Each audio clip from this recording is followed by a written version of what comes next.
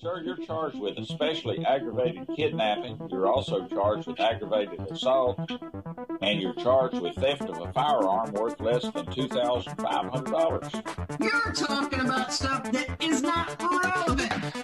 Hello and welcome to the Court of Public Opinion. I am the Recovery Addict, and boy do I have a case for you today. Why is the dog chewing on this guy? I think they have got the wrong guy there. Got the wrong guy, and the dog was biting him. He roughing him up quite a bit. There's a lawsuit.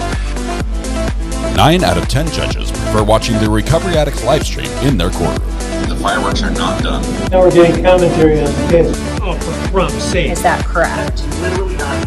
Dahil mihi Anglican, please. I didn't ask you to interrupt me.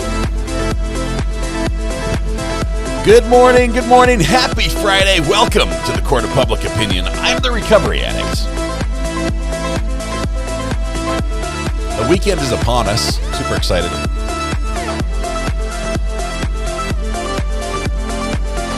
All right. Need all the computers at my fingertips, and then we're ready to go. Welcome, John Link. John, congratulations. First in chat this morning, which means we're going to punish you with internet ownership.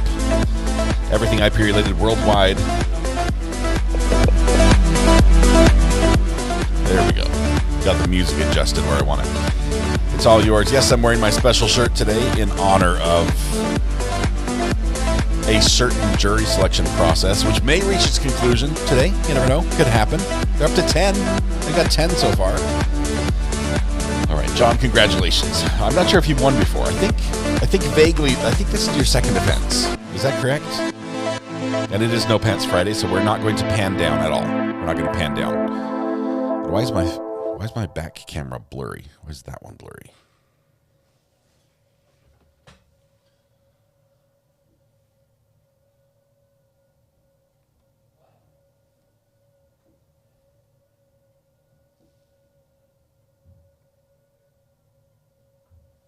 There we go. I fixed it. Melissa P., I wore your shirt on your birthday. Yes, I did. Yes, we're excited to sing to you. Thank you very much. I love this shirt. It is awesome. Red Solo Cup. Doesn't get much better than that. Good morning. I started a little early because pretty much every other day this week I've started a little bit late, and I had to make it up to you somehow. So this is my effort to do that. Please accept my pathetic apology. No, you did not miss the birthday song we're about to sing right now. This is who we have on the list. If there's anyone that needs to be added, please let me know. We've got Melissa P., who gave me this shirt. Thank you very much, Melissa. Debbie Wilson, Roro, Maria and the Squishes, Jonas, and Cruiser Chris World Network. Is there anybody else that needs to be on the list? Because you've got to let us know right now, or else it's one of those speak now or forever hold your peace, or at least until next year, when the birthday comes around again. It's blurry because you can see below the belt line. Yes, that's blurred intentionally. Let's see. I've got Anu says, me. Does that mean it's your birthday? It says Magellan Outdoors. That's what it says on it. Might as well say Canton Collection, Evidence Collection Unit. There it is. Anu, we got you on there as well. We got you. Anybody else? Thank you, Josh, for adding that one. I think that's it. Kim says Franny birthday. Can we add Franny, Josh? I don't know. I'm throwing this at you all at once. Looks like there's a Franny too. So if we get Franny added on there, we're gonna go ahead and sing. Here's how it's going to work. Super T says you can all relax. I made it. We're good. Okay. All right. Here's how it's going to work. Everyone stand up, take a deep breath, shoulders back, project your voice to the back of the room, blend your voice with your neighbors. Warm up with me if you will. La la la la la la la. There it is. We just have to find the pitch. It's not really a warm up so much. It's just tune. So we've got to add Franny. There we go. Here we go. Happy birthday to you. 2 verses for sure today. Happy birthday to you. Happy birthday to Melissa P., Debbie Wilson, Roro, Maria, and the Squishes, and Franny. Happy birthday to you. You look good. So now we just have Jonas and Cruiser Chris World Network And any latecomers need to shout it out now if you want to be added.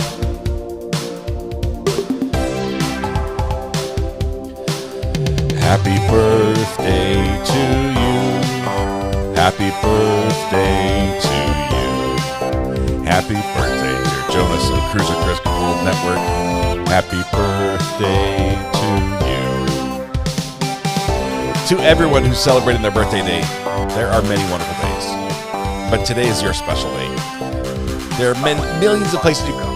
You're about to catch a whooping. Who's getting whooped for their birthday? Are those birthday spankings? There are millions of places you could have celebrated and millions of people you could have been with, but instead you chose to be here with us. The privilege, the pleasure, the honor is ours.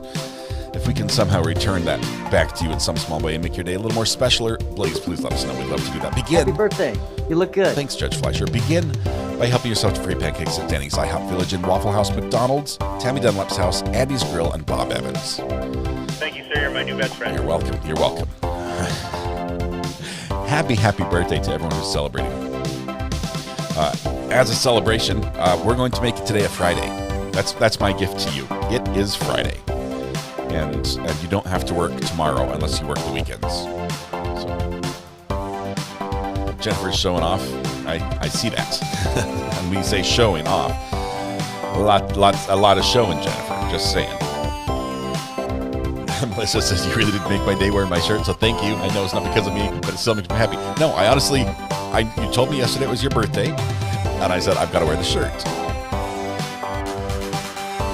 Here we go. Big drum solo for the finish. Everyone join with me.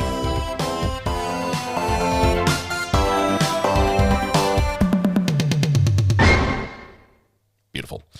Beautiful. Happy birthday. Thank you for letting us celebrate with you this morning. Whew. We did it. We're here. We're on time. It's Friday. I am. What was the word? I saw this for the first time in a long time on Canton Confidential this week, and that was I'm juiced. I'm feeling juiced. I'm feeling ready to go. Yesterday was spicy in court.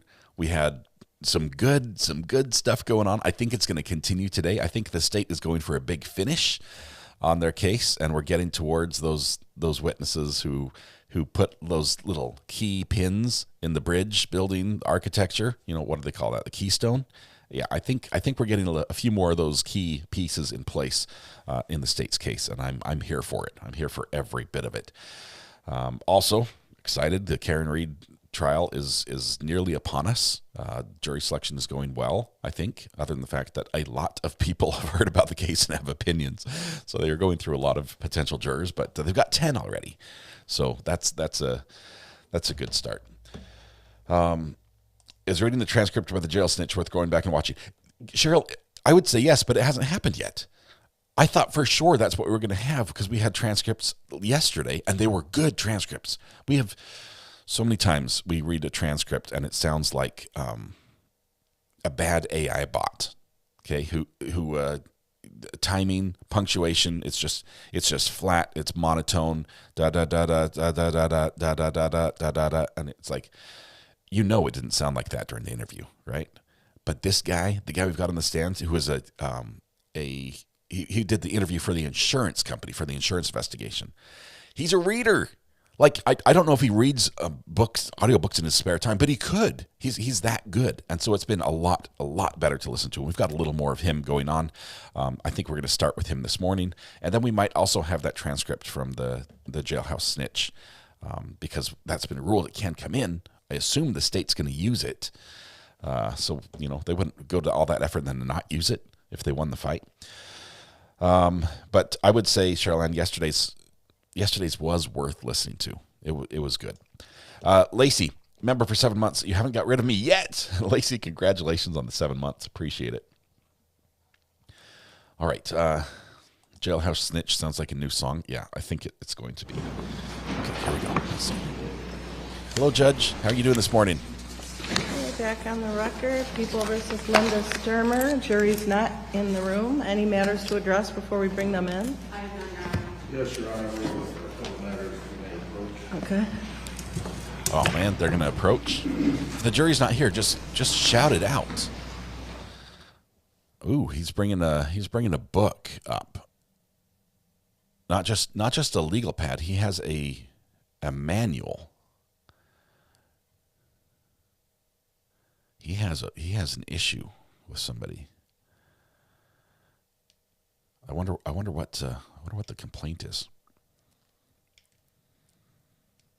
You know why else I'm excited today? Today's New Gear Day, hashtag New Gear Day, which is something that Sweetwater, who's my gear destination of choice, not a sponsor, by the way, but Sweetwater is an online. I guess they've got a physical store as well, but they're an online store that sells just about everything that I want / need. And if they don't have it, my fallback is B&H Photo, which usually has everything. But it's not as much fun to buy from B&H Photo as it is from Sweetwater, because Sweetwater, I have a personal salesman who has been my account representative for as long as I have known about Sweetwater. The same guy, the same name.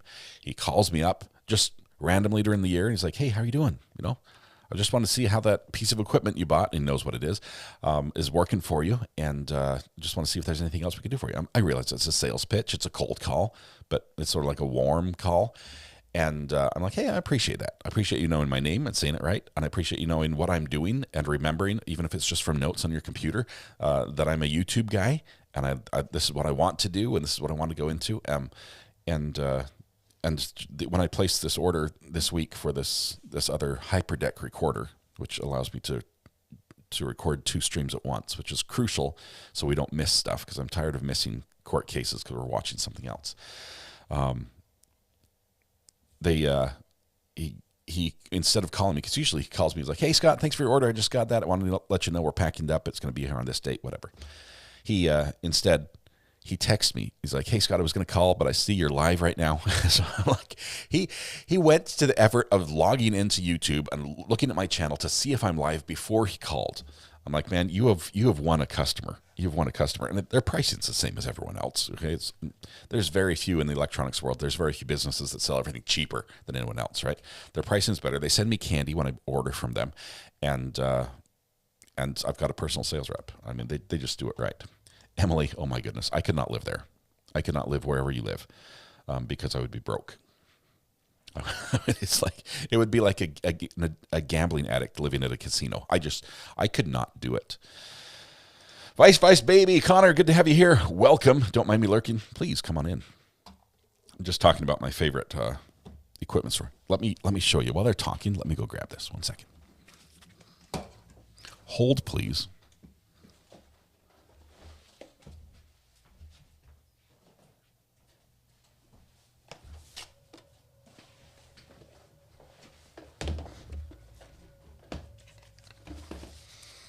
Since I'm going to do the unboxing during the court session today, let me show you what we're getting. We're getting one of these HyperDeck Studio Plus. This is going to be my second one. I've got a smaller version as well, but this one allows for input from HDMI or SDI, it means I can connect more equipment directly to it. Is basically what it means. So this will be number 2 of this, and the best part is the back has all the cable connectors. It's got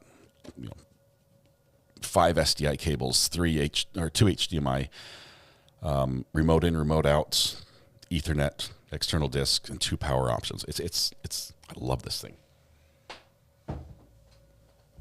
All right, now I've had my moment, my tech moment. Bite me, hello, bite me. Buttercup sends hugs and butter sugars too. Thank you. You know what I'm out of? I'm out of water. I drank it all. I need to go to the store today.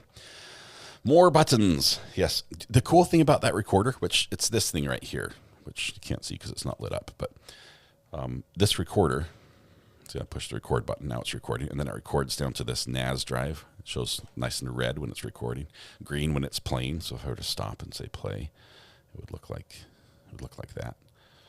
Okay. Anyway, this recorder has a built-in speaker system, so I can listen to things at once. I can just push the button and hear what's being recorded, and that's important when I need to hear audio that's not going out on the live stream, because I have to listen to sometimes 2 things at once. With more experience. Anyway, I'm excited. Mrs. R.A.'s. Welcome, Jen. How are you doing? Good morning to you. There's no water in your tap. No, I'm thirsty, not dirty. Smokey, I do not drink tap water. I realize that is Are we going to address subject matter jurisdiction? that is an elitist thing. I don't like podiums, Your Honor. I drank some last night, and I'm not feeling the best because of it. But Thank you, sir. You're my new best friend. It does not taste good. It does not taste good. And I know it sits in a big can in the sky with the sun shining on it for months at a time because you look good. The water tower is right next to my house. I know where the water comes from, and I just can't bring myself to do it. All right, we're back. Any other matters, counsel? No, Your Honor. Just one housekeeping thing. Okay. Housekeeping. If you guys noticed for Canton, sorry, I apologize, Josh. For Courtroom Confidential, I've been growing out my goatee to match the picture I sent him when I first appeared on his channel as a guest. I had this goatee going, and I did not look like that at all when I appeared on the show. But now I finally matched the picture. So, Wolf, you're not introducing A, is it just A? Yeah, it was 8.12 is Okay. Anything else then before we bring in the jury? Sir, you can have a seat. Witness takes the stand again. He's going to continue reading the transcript. He does a good job at this. I think you guys will like it. I think it's also a great transcript because it's everything the defendant said in an interview.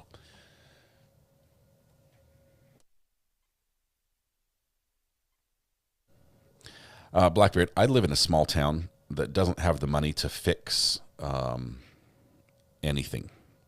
Like we have sewer lines that are bad underneath the roads.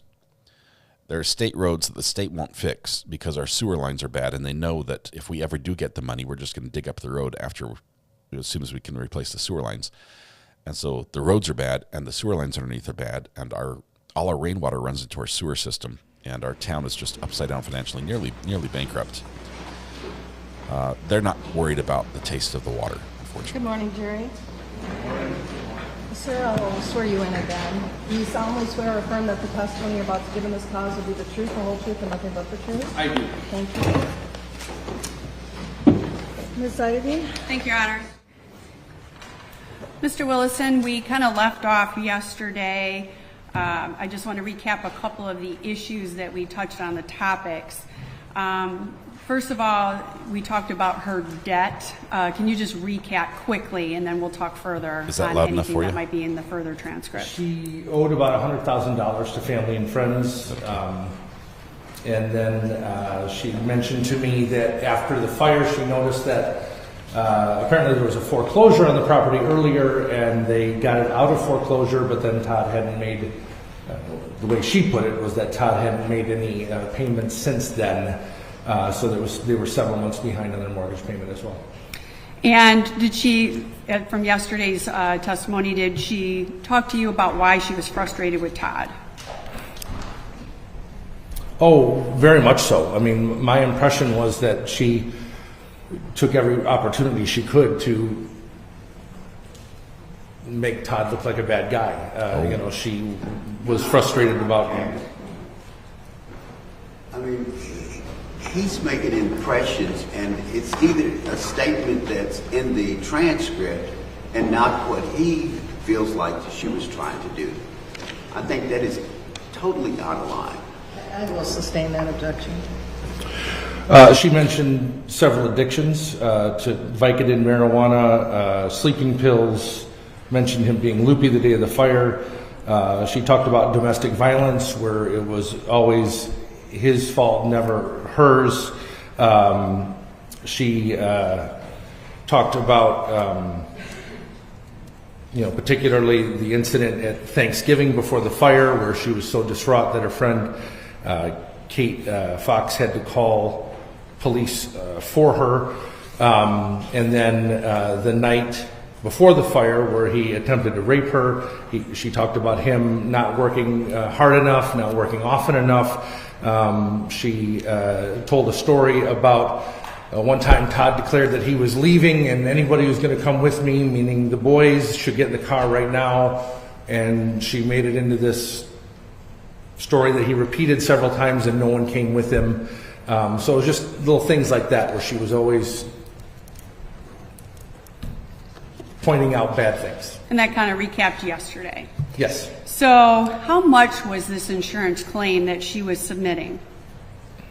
I believe she was, it ended up being over $400,000. Whoa. I could look up the exact number if you'd like. I think that's a general. I think we're good with that. Yes. And then close to 5, if I recall. Close to 5? Yes. And then did she tell you that she'd received any other insurance money when you interviewed her? She had received, I think it was $90,000 from perhaps a life insurance policy. We talked about I think it was in the October statement with her. So I'm going to do things a little bit different today. The jury has the transcripts. They can read everything, the complete transcripts as part of an exhibit. So I'm going to ask you today, we're going to group it into groups. And if you can just summarize, because we do have 2 entire transcripts, I'm going to have you summarize the topics for us. Sure. And first of all, I want to ask you, we have a lot of pages of 2 transcripts there. Yeah. Why do you ask so many questions about a particular topic? Well, when we go into these, the purpose of these is to find out information and also to allow the insured to tell their side of the story. So, I will ask a number of questions and then start to probe into more details on specific topics. What I would always train my attorneys on is that, the truth has a lot of detail to it, and when you make up a story, that's usually pretty shallow. So when someone says something like, I don't know, just as an example, we went to McDonald's, that's a pretty easy thing to come up with. But when I start asking you, well, who drove? What did you order? Those kinds of details, if it really happened, you either remember what happened or you don't remember what happened, but you don't get it wrong. If you're making the story up and now I'm asking you things that you didn't think of, now you start to make it up on the fly and other stories may not match. So when I run into things in an examination where that's an interesting data point or that's different than what other things in the file say, I start to probe deeper, because then the insured will either explain why it looks odd to me, by giving me the details that make sense, or will take the rope to hang themselves because they're going to continue lying. And so when I find something interesting, I've got to get into the details for it to make sense for me to be able to make an informed decision about whether it was true or false. They're sneaky. So as we're going through these topics, if you could describe any inconsistencies that you saw over the course of these transcripts, or maybe things you had to drill in, I'd appreciate it. All right, Okay. I'll do my best. So let's start out with just the overall topic of the relationship. What did she tell you about affairs? That she was never unfaithful to him. It's gonna hit the fan this morning. Apparently, we're just getting to the juicy bits. Now, the question about affairs. This goes to motive a little bit. The allegation of the state in this case is that Linda was having an affair and that Todd had just found out about it the day before. And that was the reason why Linda sent the boys to the mall, to the movies, so that she and Todd could talk things over, just the adults, and take care of a few issues.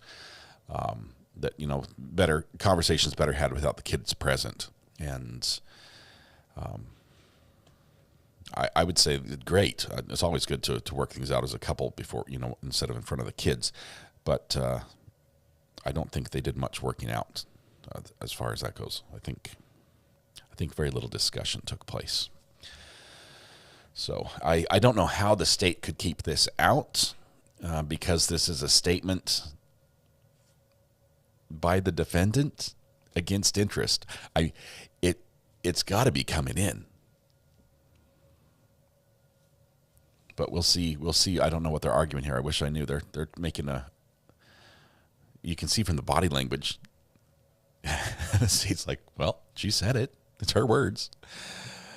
Yeah, but he doesn't know. It wasn't with him. Yeah. A sworn statement. It's coming in. The judge says, look, if I have to sit here in the blinding sunlight listening to this much longer, somebody ought to buy this courtroom just like a little sunshade for that one window that's a problem. The judge looks radiant, just like a ray of sunshine, or a death ray of sunshine is what it looks like, more likely.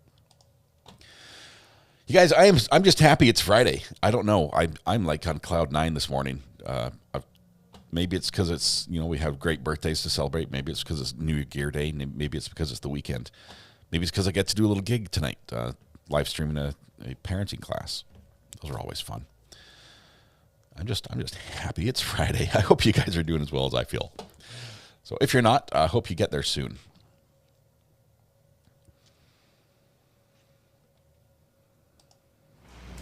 I smell breakfast cooking. I'm hungry. So I want to make sure that I'm not asking a wrong question. I don't want you to give me your opinion about her answers. I'm just going to ask you to kind of summarize what she said over the course of these transcripts. So let's start out with affairs. Can you just summarize what she told you about the affairs over the course of the February and the October examination under oath? She told me that she was never unfaithful to him, that he had accused her of affairs, but that she wasn't having any. There was some concerns about her work, that he had gone to work one time checking up on her. He accused her of having an affair with Kate Fox. And she denied all of those, but apparently she admitted that he had accused her. And did she say if the horses were any sort of their marriage frustration? She said that was a wedge issue. She had, I think it was 20-some horses at the time of the fire. At one time she had 49 horses, but they had no barn. So these horses were just out apparently in the field. 20 large animals, I'm sure. And I'm going to not have you give any opinions. I just want you to summarize for me, okay? The wedge issue was both acquiring them and maintaining them was apparently the issue. And I think we've already talked about the debt, so I'm going to skip over that. So can you summarize then over the course of those 2 transcripts what she had told you about divorce? I think we read yesterday some things about Attorney Gaggy, that he had given her paperwork in November. She mentioned that I believe it was a relative of hers wanted her to just slip out, and she said she couldn't leave him without talking to him first. She had talked to Corey apparently a week before the fire about her plan to divorce and leave. She told the story about Todd being sick of everything and wanting to leave that I mentioned earlier. She wasn't wearing her wedding ring at the time of the fire, although she did explain that she works with caulk at work, and so she wouldn't wear it to work, and sometimes she'd forget to put it back on. And when we got into some of the details of the events around the fire, I wanted to clarify whether she intended to leave, and she told me that she knew all along that she was going to leave on that day the fire occurred. But then at the same time, she told me that she never really wanted to get a divorce from him. She was hoping that leaving might prompt him into counseling or something like that. But she had given him the paperwork from Mr. Gaggy apparently the night before the fire as part of that fight they had the evening before the fire. And we already talked about that she had said comments about the Ambien and the marijuana, so I'll skip over those topics. Sure. And you talked a little bit about the domestic violence that we were reading yesterday. Were there more instances or questions than pertaining to domestic violence in the marriage? Well, yeah, I mean, she told a very dramatic story at one point about the night before the fire, him trying to force himself upon her sexually, forcing her legs apart, trying to take off her pants. She threatened to call the police, and that is the only reason why he stopped. But then I'd hear a story about, she gets up the next morning and makes breakfast for him. So again, I had to probe into that area more. Then suddenly it became less rapey and more he just desired to have sex. And then it went back to, no, he was forceful with me. So there was is that a word? A shifting take on things as I would probe into details.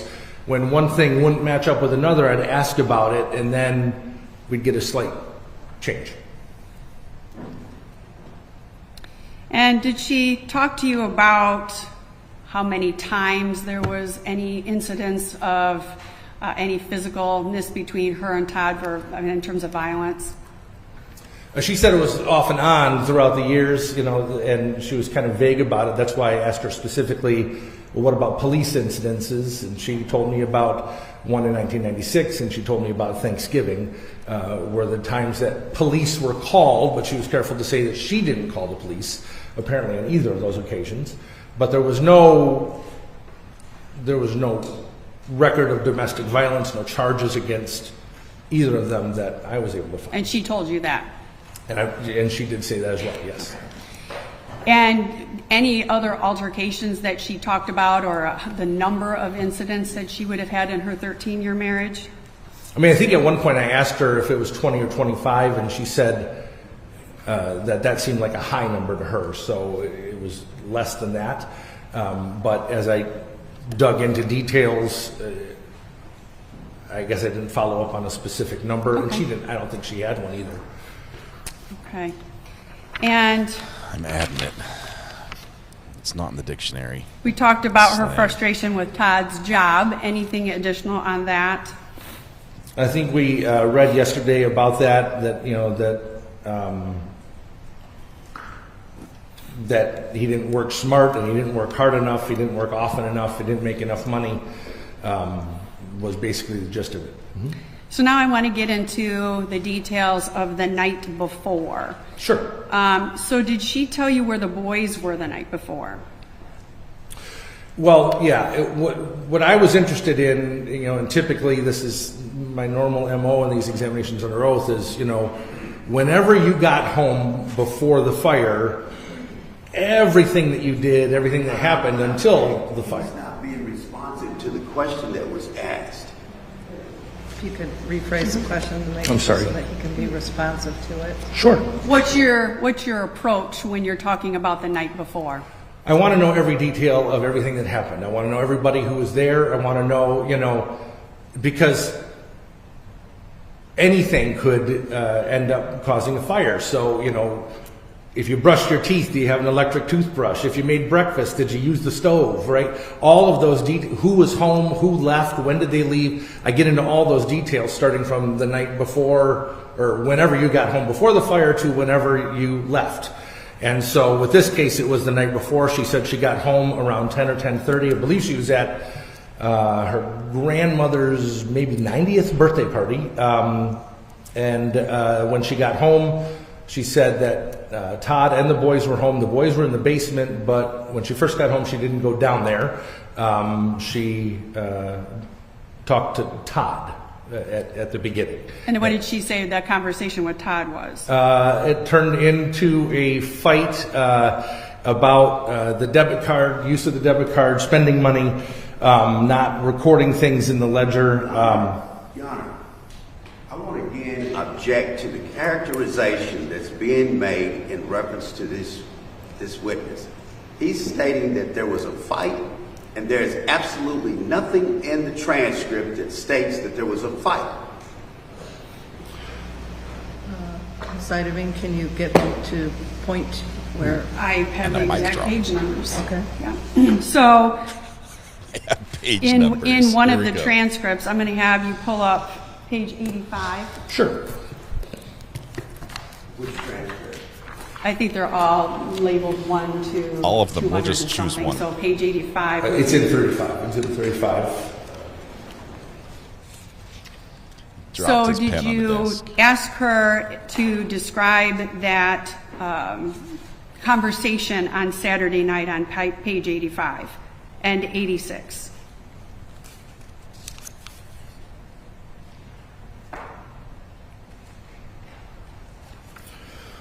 She said that the Can you stop and conversation. tell me what line it is so I can have then Jay bring it up for us? Right. I'm just looking to try and find the right spot.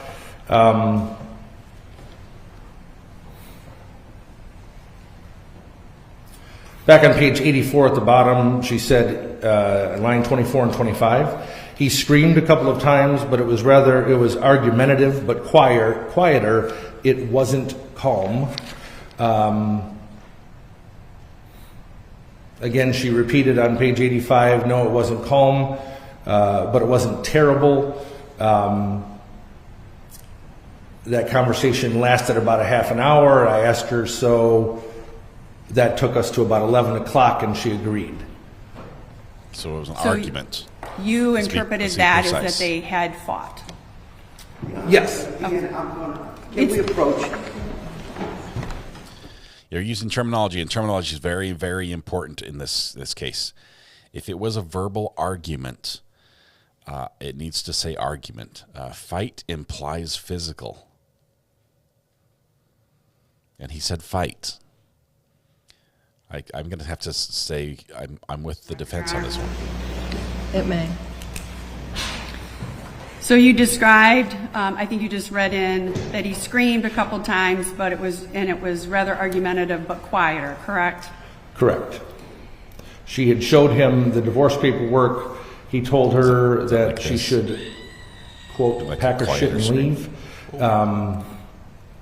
At some point, I originally thought it was in the conversation the night before, and then later I think she said that it was Sunday morning, but she said that he said she could have the blazer. She told him Saturday night that the boys would stay with him and that she'd be going to Kim's house. And I want to talk a little bit about when she was talking about when she went to bed then after this argument. Right. Initially, that's when she told me that that's when this rape accusation happened, about forcing himself upon her. And then she told him that if he continued, she'd call the police. And he kept yelling at her that if she'd just have sex with him, everything would be fine.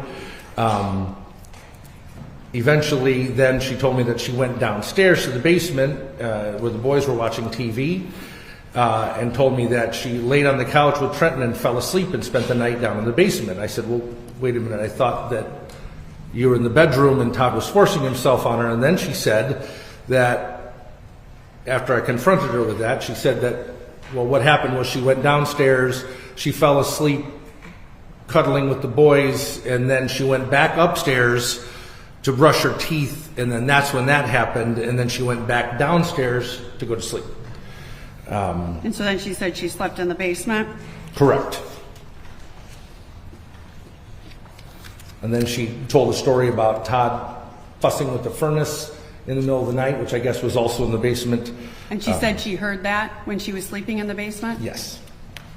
And did she say what he was doing in the furnace? Apparently on Sunday he told her that he had to bleed the line because it was blowing cold air, is what she told me. And did she tell you what she did the day before the fire, on January 6th, before the boys left? On the day of the fire? Yes. Yeah, so she apparently was the first one up. She wanted to go, she wanted to make breakfast for everyone. So she went to the convenience store at the Marathon gas station, bought, I believe it was sausage and eggs, and she said topped off the fuel tank in her blazer. Who does I that? asked her It's 3/4 full. a couple of times, Who tops a couple off? of different ways, if at any point she put gasoline into a gas can. She told me she absolutely did not. She was absolutely sure that she did not put gas in a gas can. She only topped off the tank of the thing, of the blazer. But then I was struck by the fact that she said that her total purchase I'm gonna have you take your... Yes. Sir, What if he you was could struck by. answer the questions without giving your own opinion. All right. Yes, I'd be happy to do that. Yes. She also told me that buying all of those things, including topping off the tank on the blazer, came to about $20. So it must not have been, so that's what she told me. Okay. And then when she got back, you had, I think, alluded to a conversation between her and Todd about using the debit card. Was that also about the debit card use that morning? Yes. In fact, she said to her, you knew I didn't have any money to get this stuff. I was going to have to use the debit card, although after the fire, I believe... I'm going to have you stop you there. In terms of just her statements, if you could just talk about her statements. She said that she didn't have any money to use it other than the debit card. She said that she spent a total of $50, $60 that weekend. And that particular fight, when she got home from the gas station, lasted about 10 minutes. She again described it as him screaming at her while he was sitting at the bar, and apparently then he told her again to just pack her stuff and leave. Okay. And then did she say what she did after this discussion? She then decided to go down and wake up the boys and send them out of the house. She gave them money to go to the movies or go shopping, she said, because she thought that she and Todd would be arguing and she didn't want the boys to hear it. And she was going to pack. She explained to the boys that that was the day that she'd be leaving, and they did not seem terribly upset by that, she told me. She also told the boys that they'd be staying with their dad to finish the school year. And then did she tell you how the boys left? Yeah, she said that she didn't want to ask Todd permission for them to leave, so they should go out the basement door, is what she told me. I guess it was a walkout house, and they should go out the basement door and leave without saying anything to their father. That's sus. Later on, she said that she went out the basement door with them because she had to, I believe, do something with the water trough for the horses. And so she went out with them, told them to wait while she got her purse out of the car and put it in the van, and sent them away in the Blazer because they didn't like the boys driving the van, which meant that she would have to, she said, use the van to leave Todd.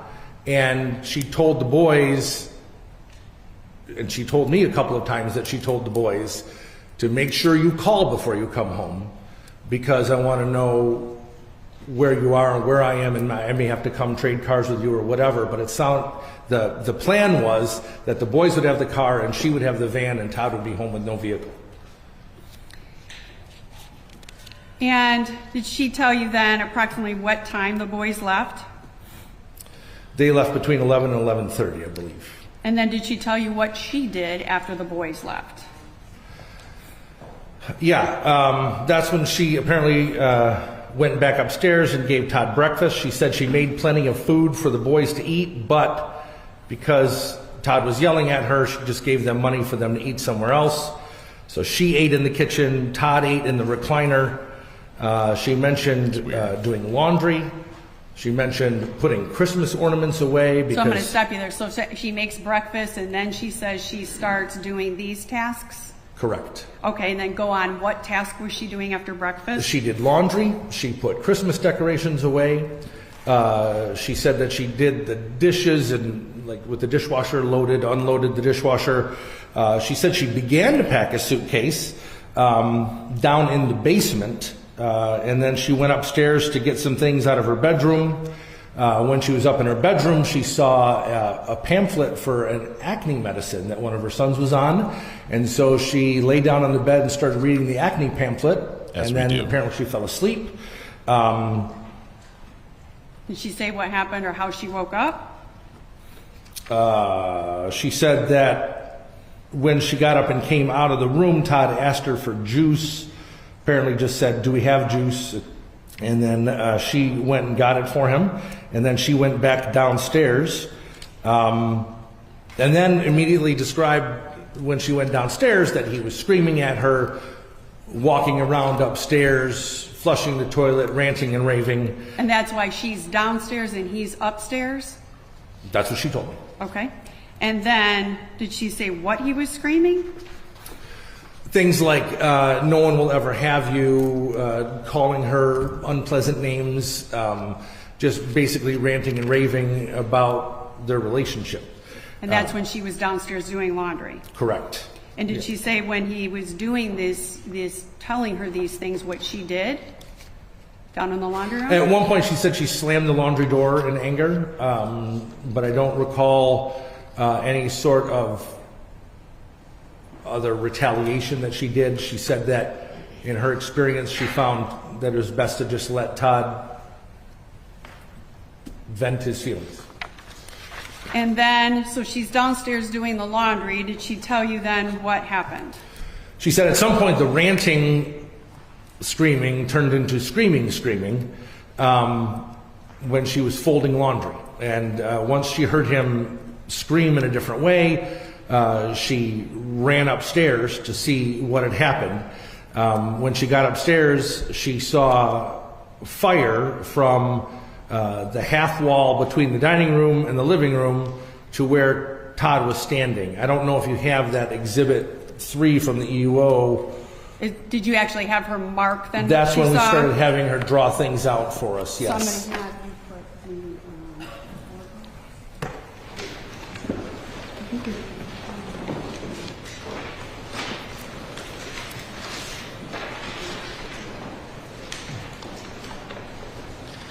Kayla, glad you're caught up. It's already been a little spicy today, and I'm sure Cross is going to be equally spicy.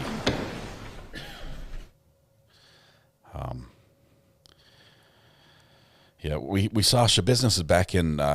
Was back in court today over, I believe, the attack of a jail guard. I think was the reason she was there, and apparently she just got tackled in court again. Law and Crime Kathy Russin tweeted that out. Thank you, Amber, for catching that. So there's going to be some spicy video from that. It's not being live streamed. The judge's not allowed that. Is this the exhibit that you're referring to? Yes, and that is her signature on the bottom right corner. So she, what we did, I believe I traced the outline of the house because she said that the walls were different than the plans. So we just traced the outline of the house and then she drew the interior stuff. She told me that she came to the top of the stairs, which you can see I had her indicate top at the top of the stairs. And that the fire was from the half wall. You can see half wall next to the dining room to where Todd was standing, which is the small circle over toward the master bedroom. I'm going to stop you there real quick. Sure. So when you say the small circle by the bedroom, let's see if I can get it right there. Yep. That little circle, is that the one that she marked where Todd was? She said that's where Todd was standing, and then the X over by the half wall, that's where Todd's chair was. Okay. She said there was fire on both sides of Todd, that she saw his upper body was actually in flames, and the fire went from him all the way to the chair, and that the chair and the half wall were on fire. But she said there was no fire towards the bedrooms. Which would be then this side over here. Correct. And she said that the fire that she saw going from the half wall to that circle did not go to where the fireplace was. Okay. And did she say, once she marked this up and she's describing what she sees, did she tell you what she did? She ran. She said she ran. She felt like she had to get out of there. And then as she was running out of there, she thought, oh, I should call for help.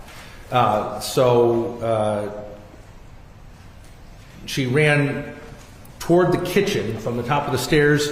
She ran towards the kitchen and out the front door of the house where apparently the van was, and the van had the keys in the ignition.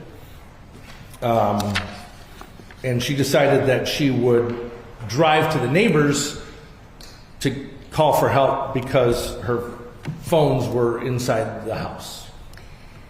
So can you explain, did she talk to you then about what she did when she came out of the house?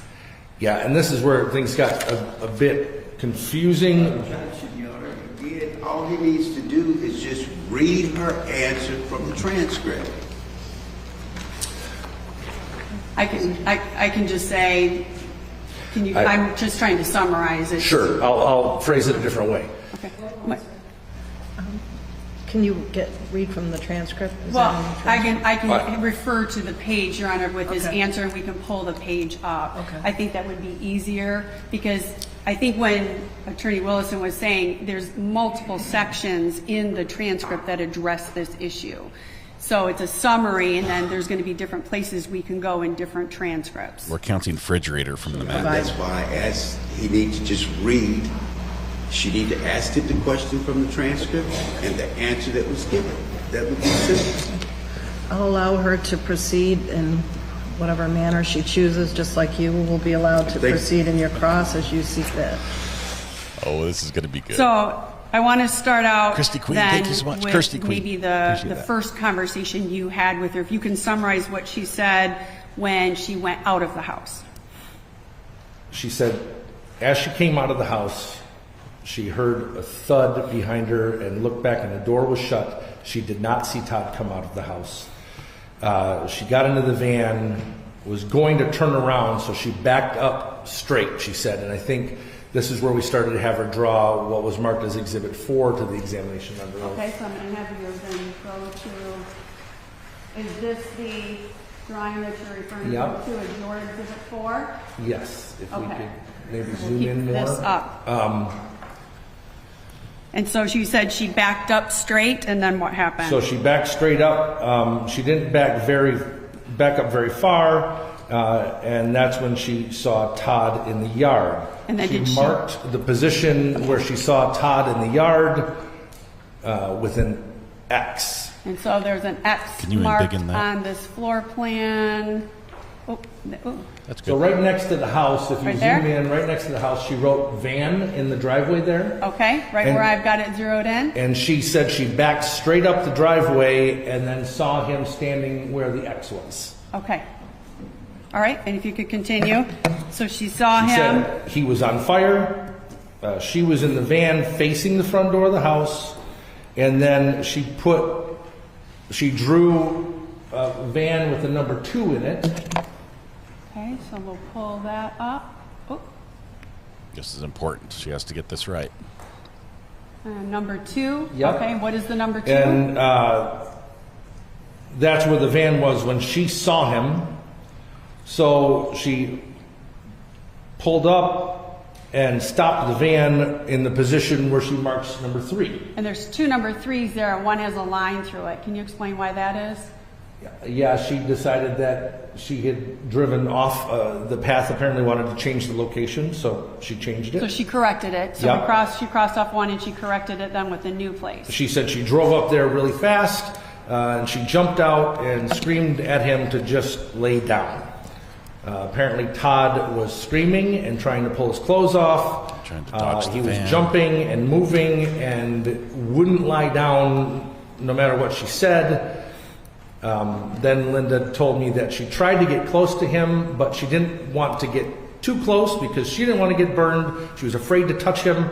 And then she jumped back in the van. What did she do then once she jumped back in? When she jumped back in the van, she couldn't get it to go backwards, so she slammed it into gear and went forward to position 4. Okay, I'm going to mark position 4, which is here. Yes. And what is that dotted line then by number 4? She said there was a fence line there, and she almost ran through the fence. And then she still couldn't back up, so she decided to go down and behind the house, so further downhill, to try and get traction. And 6 is where she ended up stopping, is what she So said. you said number 6. So That back is now here. behind the house, correct. Okay. Right. Clear as mud. Makes sense. Obviously, I asked her more questions about why is she heading further away, and she told me that even though it was further downhill, that they would sometimes go down there because it was sandier down behind the house and you could get better traction, so she figured she'd go down there and drive up. But What do you mean drive up? drive back up to go out the driveway to apparently go get help. But then she said that she left the van there and she got out of it.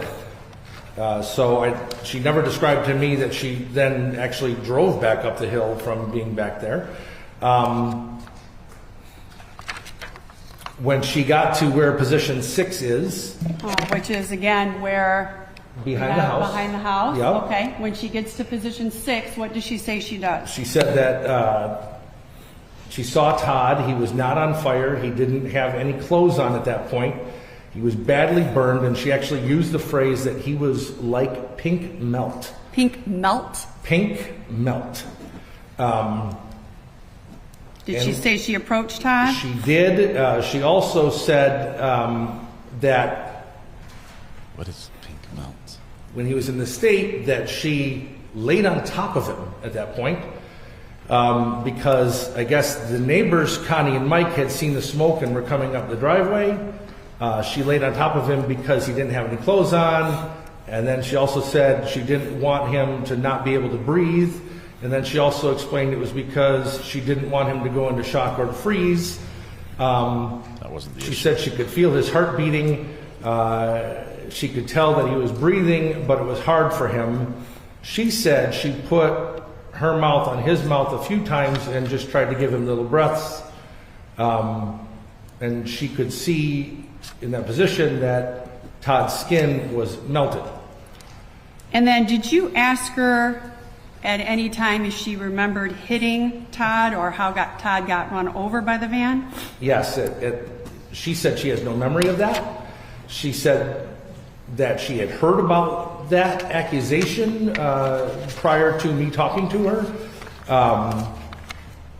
She has no idea. She told Kate she had no idea how the blood got on the van, and she told Len McHugh that she didn't know if she ran over Todd or if it was just a rumor about her running over Todd. But in all of these drawings and configurations, she never acknowledged or described an event where she hit her husband with a van.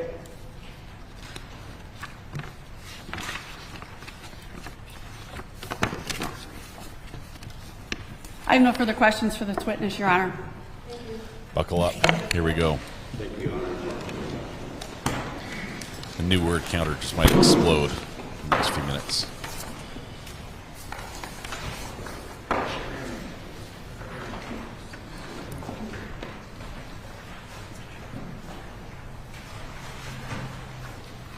She remembers she drove fast at him from the driveway.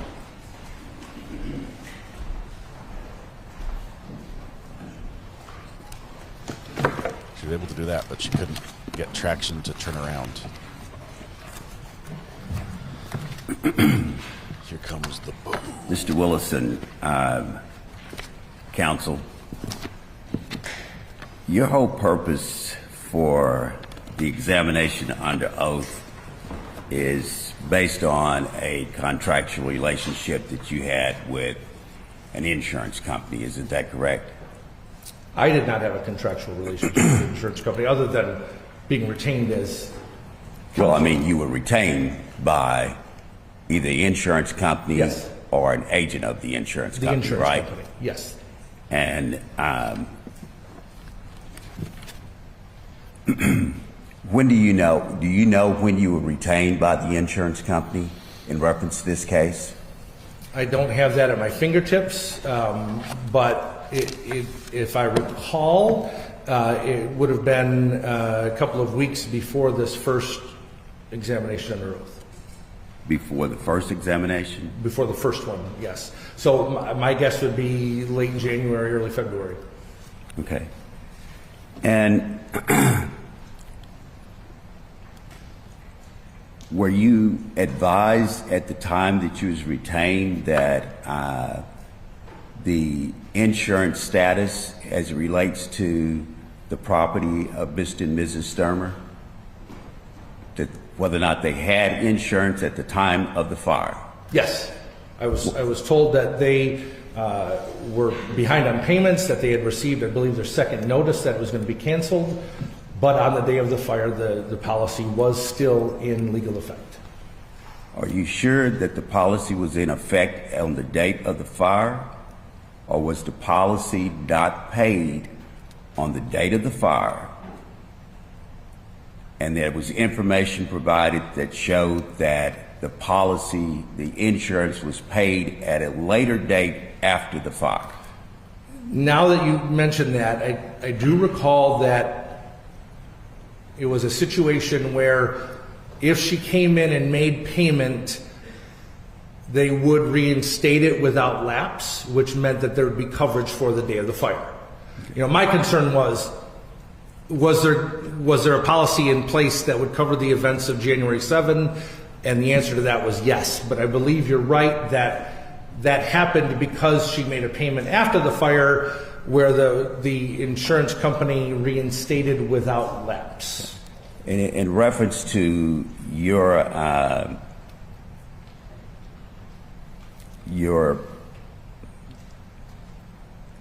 being retained, you have a certain amount of information that you are capable of obtaining in reference to verify and corroborate information. Isn't that correct? Yes. As the attorney, I like quarterback a number of resources, Yeah. investigators, things like that. And the reflection off the insurance company provides you lighting here. a portfolio of the property and the insured, don't they? I don't know what you mean by portfolio. Well, you are provided with information in reference to the house. I would get claim documents. So Documents. Right. Yes. So the policy of insurance, any recorded statements that were taken. Early on, there's not going to be any expert reports, but I would eventually get expert reports that would have photographs and things. I'd get adjuster photographs.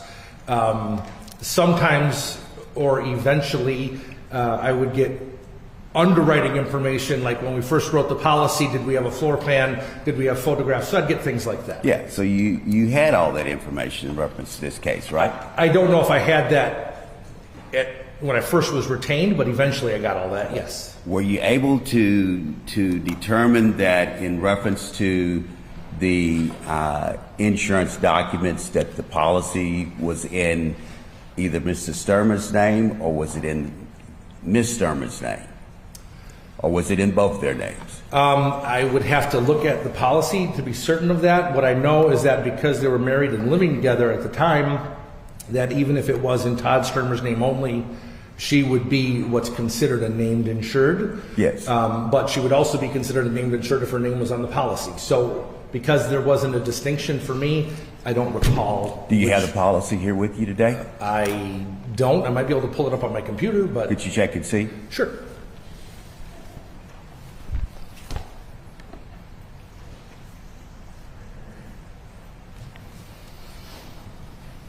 Let's see. It looks now that the policy is in fact now canceled. Yes, it's been canceled.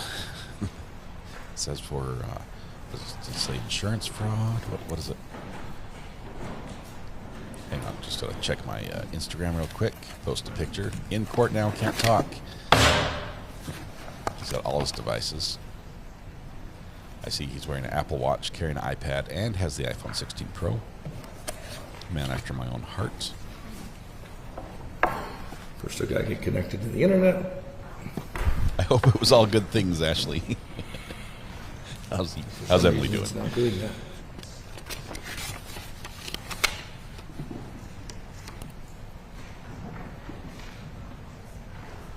Can somebody give our witness the password to the courtroom internet?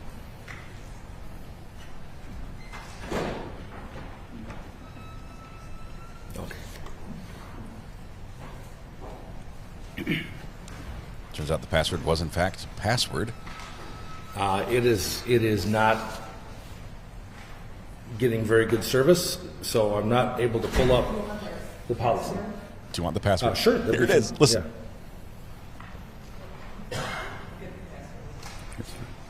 Give him the password. He's now getting the courtroom password. We got the bingo. Password is liar, liar, pants on fire. No spaces, one word. What? Wrong answers only. What's a good courtroom Wi-Fi password? So for this, I think a Wi-Fi name would be appropriate, as well as a password. So it's a two-parter. Thank you. Judge slips him a 20. I mean the password. Sorry, I don't know where that came from. Guilty as sin. I'm thinking jury nullification is probably going to be the password.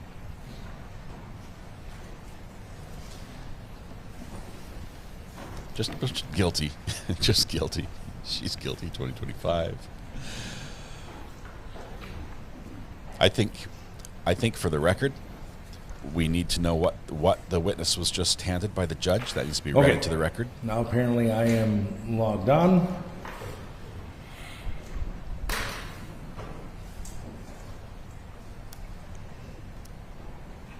What if any? The password, for some reason, says, "I hate lawyers." I don't know who said it. It might be the judge. I'm just kidding. So many things go wrong here.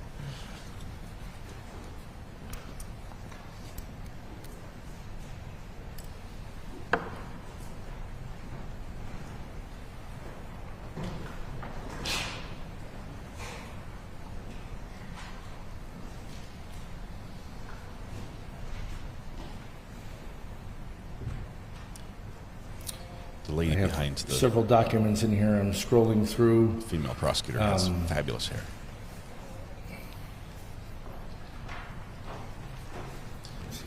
Apparently, Clash of Clans is updated. If you guys want to wait for just a minute, my app is busy. Just need to check my my clan status. Do a couple repairs on my town and a couple upgrades. Okay, now where were we? What's the question? Clash of Clans? Isn't that like it was a game? Maybe it's the policy of Candy Crush. insurance.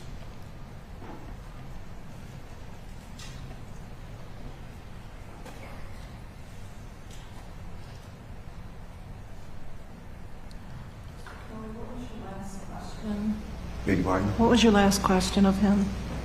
The policy on the property. Okay. The amount of the policy. The amount. Policy and the name. That was the wrong. Thank you. That was an auto policy I just pulled up. So let me see if I get a different. On a side note, the witness did just solve the Wordle of the day, so props to him. Only took three guesses, which is a new record for him.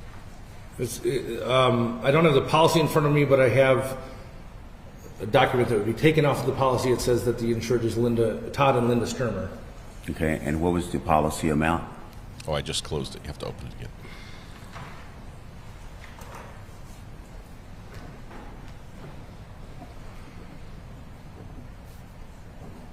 Well, I have a reserve amount, but I guess I'm going to have to find the actual policy. So please hold.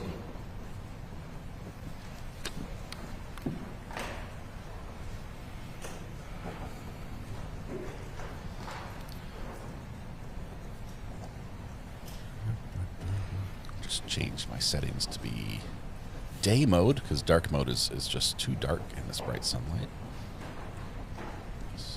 And update the background to that picture. Looks great. Looks great.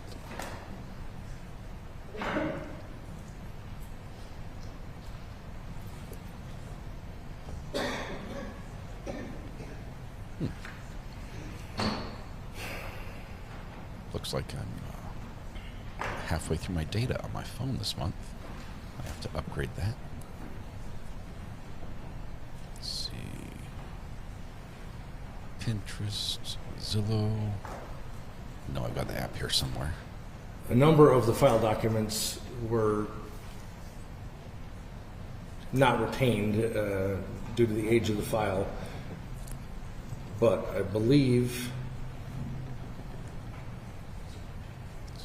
swipe left, swipe left, swipe left, swipe right, swipe left. Oh, we matched.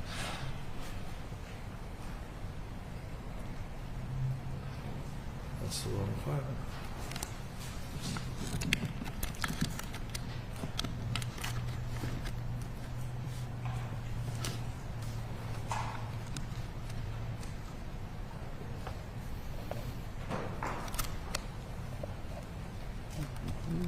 guys will never believe it. My battery is dying. Does somebody have a USB-C charger for iPad?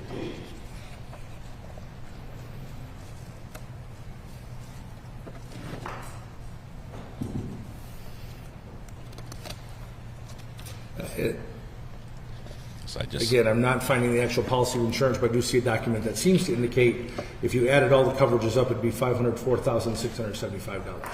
But those are not coverages just for the cost of, in reference to the policy that was covering for fire loss, though, was it? The dwelling, the contents, and something called loss of use. Yes. And you say the total was $500,000? 504, yes. Now, in your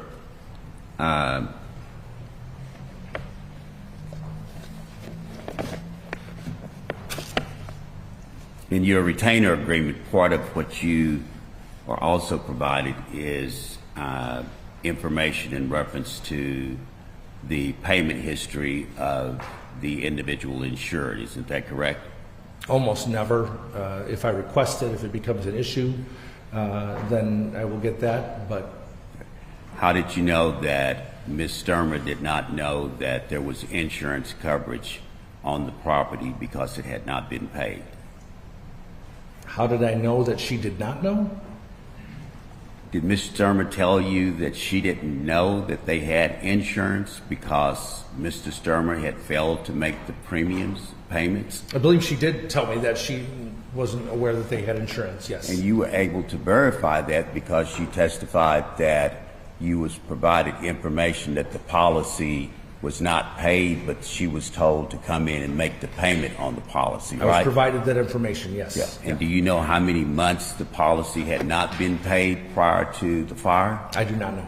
You don't know? No. Did you ever obtain that information from anyone with the insurance company? I don't know if I did. The only thing I cared about is whether or not the insurance company was going to say there was a policy in place for that date. And they said there was, so that's all I cared about. Do you know the name of the insurance agent that contacted you, or the representative from the insurance company that contacted you? Well, it wouldn't have been the agent. It goes to the insurance company. Yes.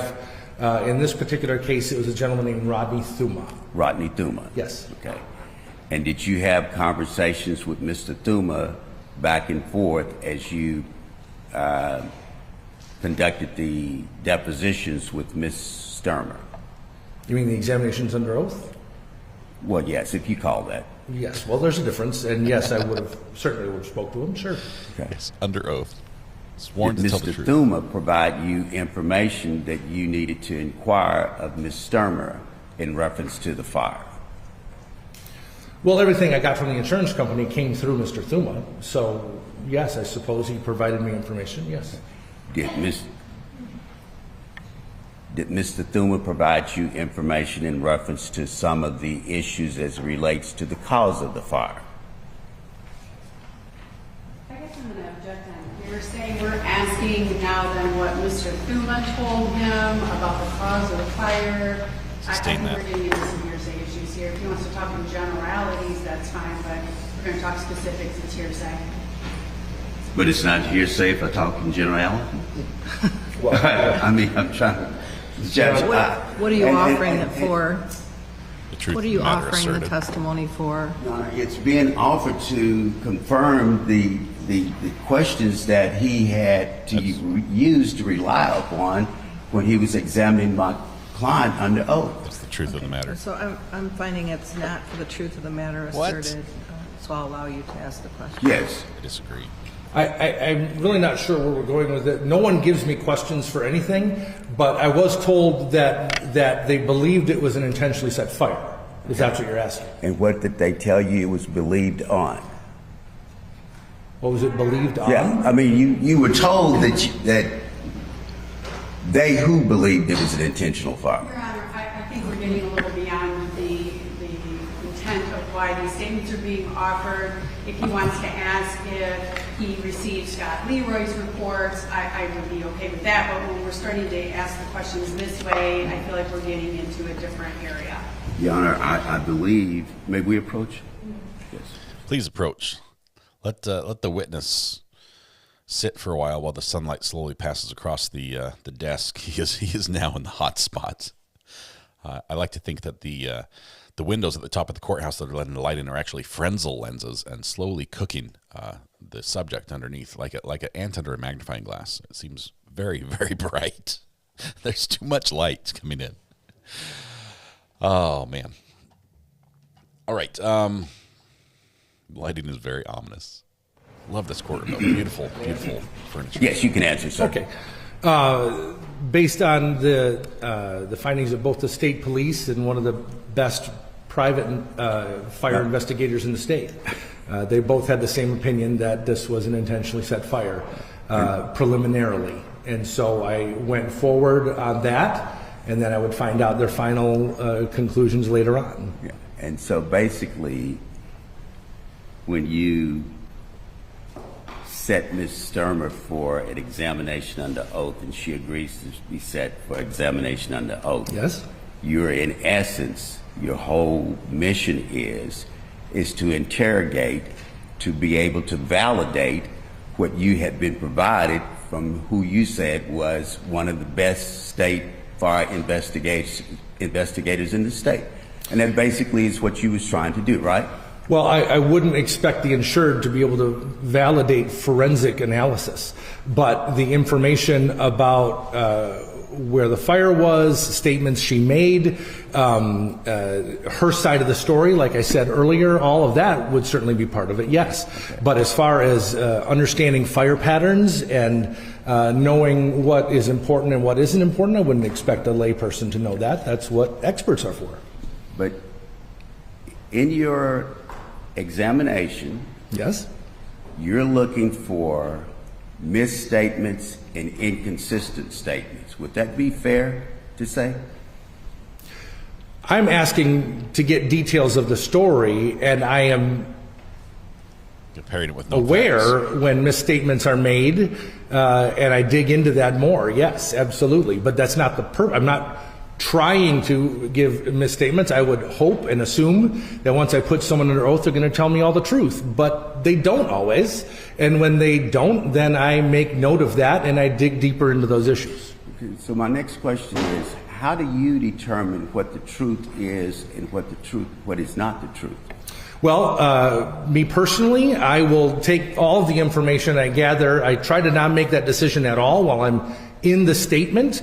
I gather all the information and I compare what I was told with what I can verify from outside sources, from what common sense says, what makes logical sense, whether the story from this person has changed or stayed the same, and then I put it all together and say, I think that they are making misrepresentations, or I think they're telling the truth. Trey, welcome. So you do take this examination under oath and the answers you obtained from my client, and then you took those questions and answers and you compared it to information that was provided to you from the investigators, the state investigator, and you compared it to information that was provided to you from one of the experts, right? Yes. And then you made a conclusion and told the insurance company that, in your opinion, Ms. Stermer had not given you truthful answers. Would that be true? Absolutely. Thank you. He's like, yes. I find where she's lying. That's my job.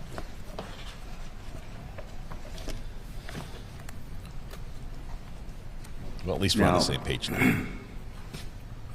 When you asked Ms. Stermer about the marital relationship, yes, were you able to corroborate the information she provided to you in reference to how long they had been married and in reference to the family nucleus as far as the children, her husband, his employment, her employment, and what their financial status was? Well, that's a big question. But it was all part of your... But there's like 8 issues in that question. Okay, but yes, I was able to verify that they were married. I was able to verify that, I came to the conclusion that this was a tumultuous relationship that was in the process of ending. I came to the conclusion that they were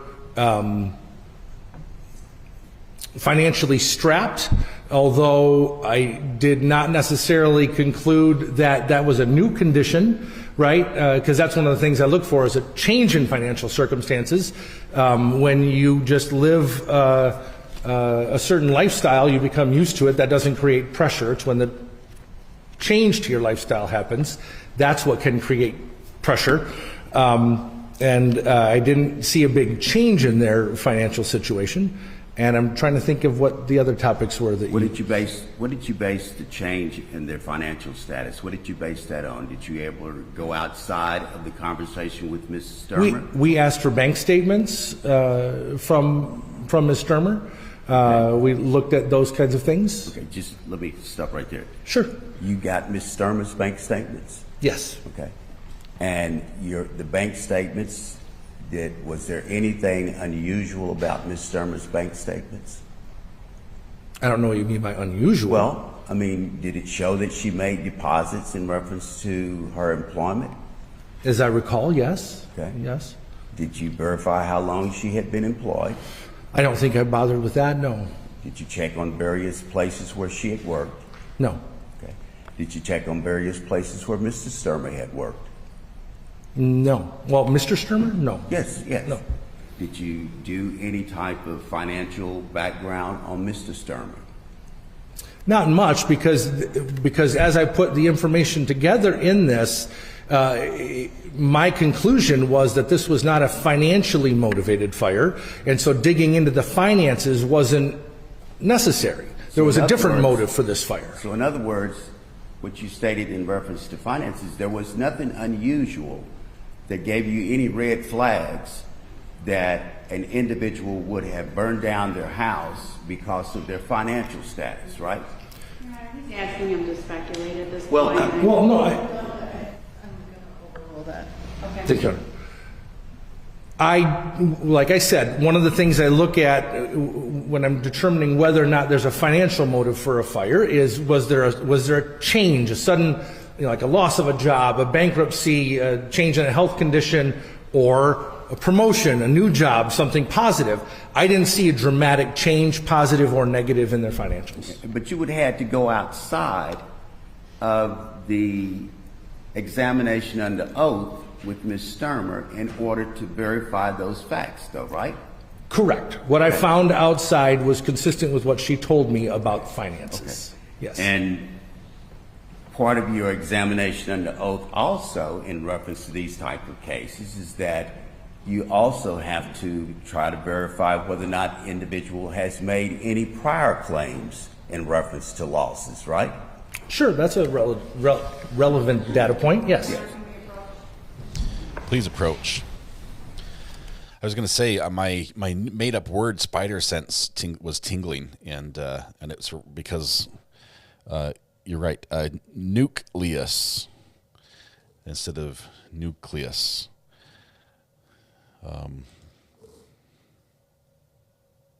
Did I spell it wrong? I'm trying to make sure I could put it down the way he said it. Nucleus is what he said instead of nucleus. He added the U in the middle. Thanks for catching that. We've added that. That's word number 30 on the list. I believe I have all 30 of them. Hesitant to show you all the words because I'm pretty sure I spelled them wrong myself. Nucleus is the word. It's the control center of the cell, but nucleus is not.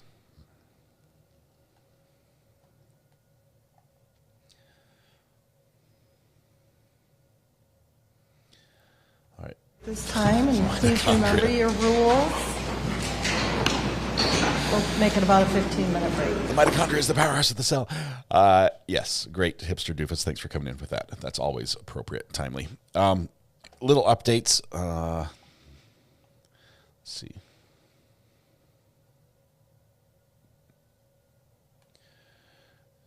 Nucleus.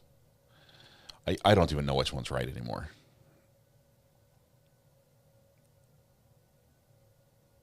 There's a nucleus, not nucleus. I believe Rosa with Thorns. I think you're correct.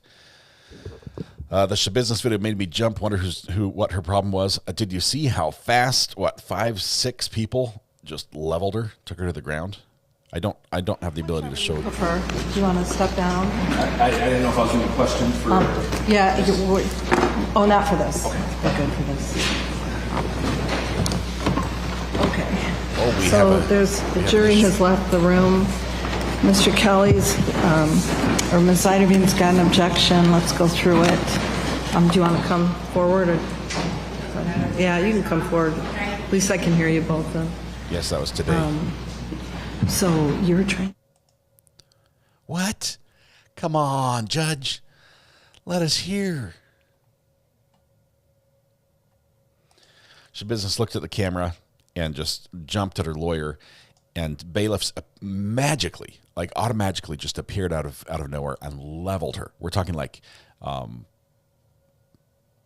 if it had happened in the NFL, there probably would have been a flag on the play. It was that sudden of a hit, and took her right to the ground. If you want to look at it, I think Kathy Russin from Law and Crime has posted it on her Twitter.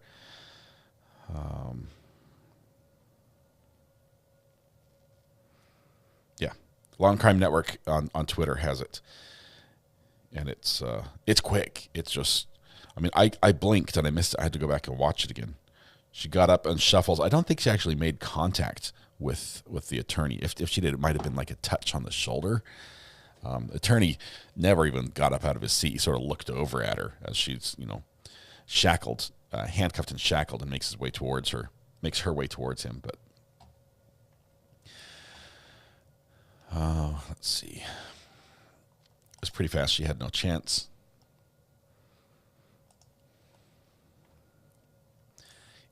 Maybe if somebody could post the link on our Facebook page, that would be great. Thank you, Amber. I should have just scrolled down. You've already done it. If you're a member on the Facebook group, it's going to be up there with courtesy of Amber. So, yeah, she did it before, and so she knew what was coming. They knew what was coming, and they were ready for it.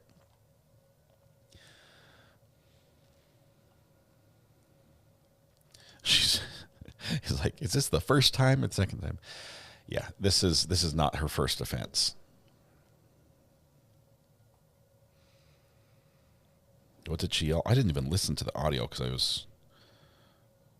Oh well.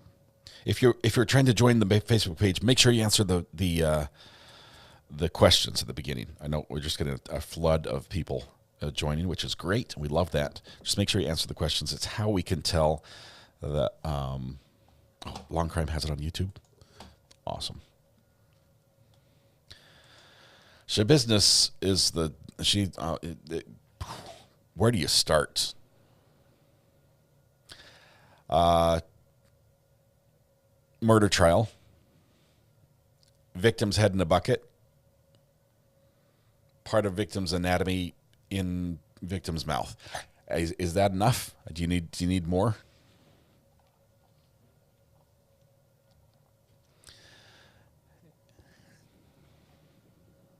And mom finds head. Yeah. It was a bad one. No, that's great. Please stop. This is Loves Bunny Hop. Yeah, it was.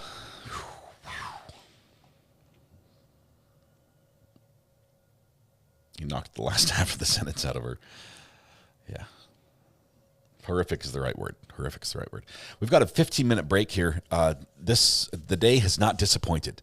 We have continued with the same level of spice as we have this investigator who is a lawyer. Okay, first of all, and I love it when a lawyer takes the stand because they know the games that are played. They know the intent behind the questions. If they're a good lawyer, especially if they're a trial lawyer, they know the way that questions are asked and how it may be leading, how you're trying to get them to say a certain thing, and they can counter that with the way they answer. And so it adds another dynamic that typically isn't there when you have a lay witness on the stand who is not familiar with, how some of the traps and the groundwork might be laid to steer a victim's testimony in a certain direction. And so we get that spice. We also get all the spice with the two sides that are going back and forth because we know they don't like each other. And it's good. I'm here for it. I am here for it. Yeah, the lawyer's like, yep, she did it again. Your Honor, can I please be released? Can I please get off this case? My client's trying to kill me, literally. Does she yell WrestleMania? It sounded something like that. Yeah. She says, Razaba. Good times. All right. Well, we have just this little break. I'm curious, what if I was talking about on EDB, or was it just in chat? What's I've received, although I don't think I've ever talked with Emily directly. I've got some great advice that she gave me through another channel, and so I do really appreciate her advice. Her experience on YouTube is fantastic. Good morning, Amber. How are you doing? Good morning. I'm wonderful. How are you? Great. Wonderful. Am I live? Oh, yeah. Oh, yeah. You're live, so don't say anything you don't want published to the internet. Well, I had to ask because, the delay from the phone call to live stream, I can never tell, so I always have to ask. I try to keep it as short as possible. It should be like 2 seconds. Well, yeah, but it's still 2 seconds delay, so I got to make sure I don't say anything I shouldn't. Yes. If I'm actually live. Yeah. Just assume when you call me you're live. You're good. Pretty much. So for those of you guys trying to join the Facebook group, even though Scott said the one at the very bottom is most important, you've still got to answer the 3 silly questions. The no answer, but you just agree to the rules, I'm still going to deny you. Unless you're Thomas's wife, and then I just automatically accept her into the group. Yeah, I'm just approving all sorts of people while I'm sitting here. Yeah. Tracy. Yeah, welcome, you need to. Nancy, I love it. Come on in. Thank you. Let's see.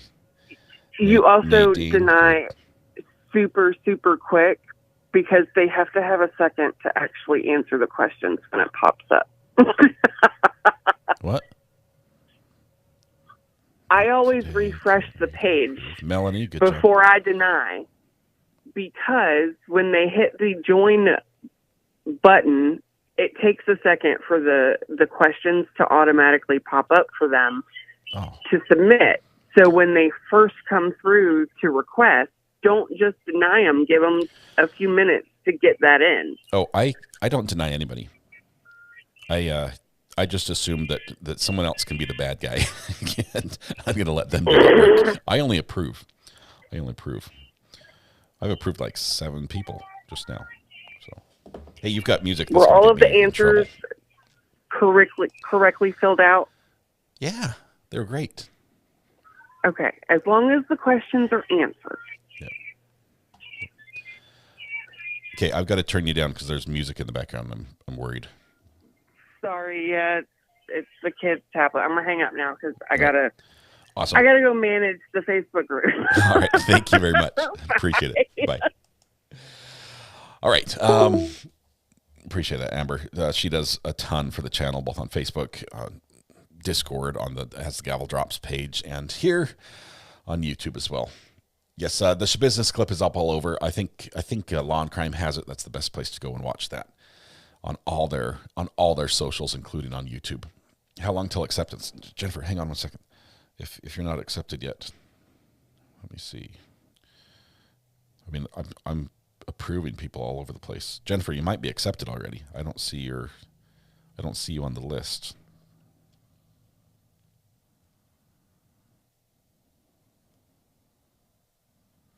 I think you're already in. It's right away. We're quick like that. All right. It's a heck of a jump scare video. That's the business one. Yeah.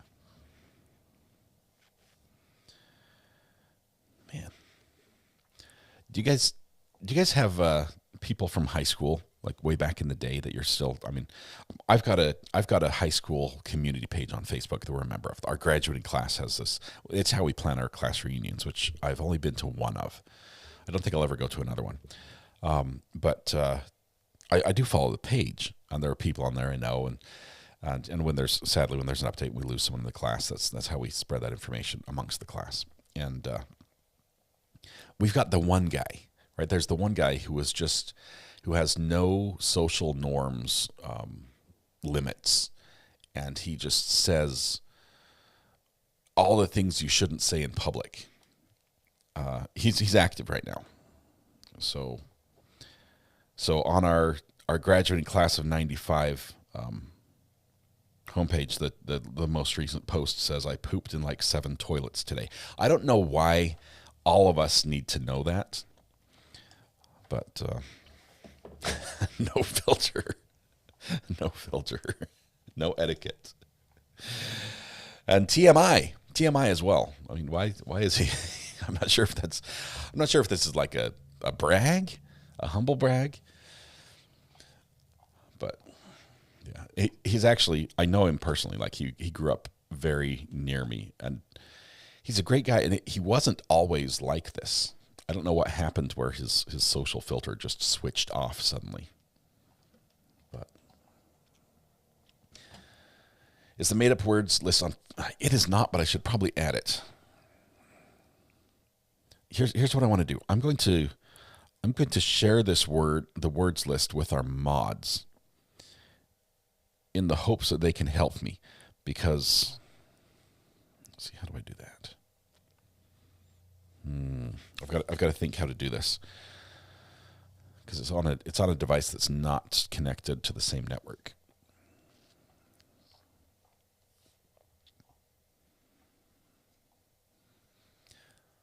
I think at one point we're going to share the words before this trial's over. Don't let me forget. I'm not ready to do it yet.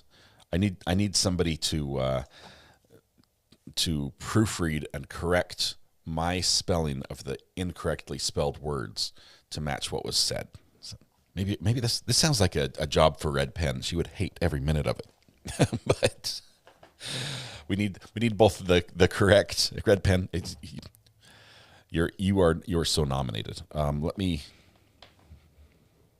figure out how to get it from there to here. Oh, it's because I used notes. It's, once again, Apple for the win.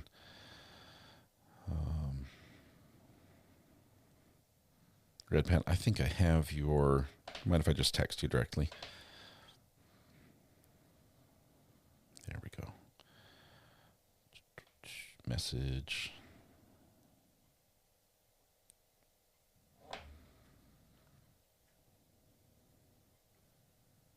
For some reason, Red Pen, when you sent me your pictures from your vacation, it caused a billion issues with your burner phone account messaging. It hangs forever. It doesn't like the pictures. But how do you incorrectly spell a made-up word? That's the problem. I need the incorrectly spelled word to be written so that you understand what they said that was wrong, and then we also need the correct version next to it. Okay, there we go. It's updated. There we go. Paste. Hopefully that makes sense. I just sent it to you, Red Pen. I think I'll send it to Amber as well, because she probably wants to know. She's like that.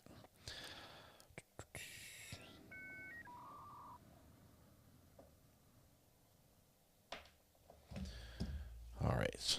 Got it. Amber, I just texted it to you. You're good. I'm not sharing the note because the way I run my notes, I have everything from grocery shopping to, kids' homework status on the same note. I treat it like my desktop. Everything is on there. I'm pretty sure I've got like passwords and everything on the same thing. What about my motion for vocabulary word of the day? Kaylee, spell that out for me a little bit. How would that work? I like the idea. Are you talking, because I mean, you know, we've got a good friend of the channel, Matthew Harris, who does a daily legal quiz of the day. So I'm thinking something along those lines. His is actually helpful and sometimes insightful and funny. But would this be... Amber just saw the list. It's terrible, right? It's terrible. Would it be like a legal term? Are we doing... Are we trying to, like, are we studying for the bar? Just one word at a time? Is that how you want it, you would like it to be? I did the quiz yesterday. I try to keep, here's a confession when it comes to Matthew Harris's quizzes on his channel, which you need to do if you haven't done, because they help you understand courts in the U.S. I only answer questions on his quiz that I know I'm going to get right. It keeps my average high. So on days where I'm really stumped, I let it slide so I can keep my streak alive. Don't at me. Yes, just legal terms.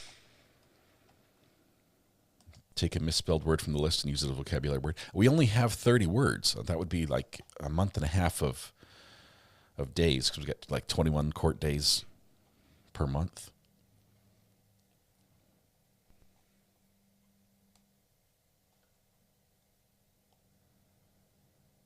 Got a badge yesterday on his quiz. I'm really bad at those. Okay, we should be coming back to court in just a moment. Let's watch for the judge to walk in.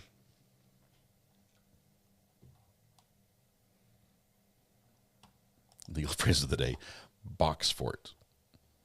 Now, I think the legal word of the day is going to be bailiff, as in the bailiff leveled shabusiness. Bailiff.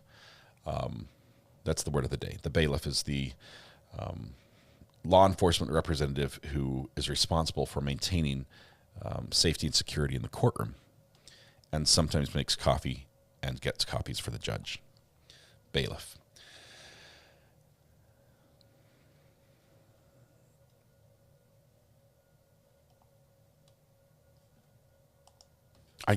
Let me listen to this. I need to listen to this text again. By the way, can I just give a shout out to my accountant, whose name is Heather? I'm not sure if she's accepting new clients, but her price is great. She works. She's very, very affordable, which was one thing I needed an accountant, because I don't have a lot to give. But every time I'm like, oh great, I just got this mailer, like. I just got this thing from North Carolina Department of Secretary of State saying that I have to file an annual report in the next 10 days. And I'm like, Heather, help. And she's like, yeah, I filed it last week. I'm like, oh. She's like, yep. I'm like, for both our companies? She's like, yep. I'm like, okay. Thank you once again. This is why you have an accountant. So shout out to Heather. She's great.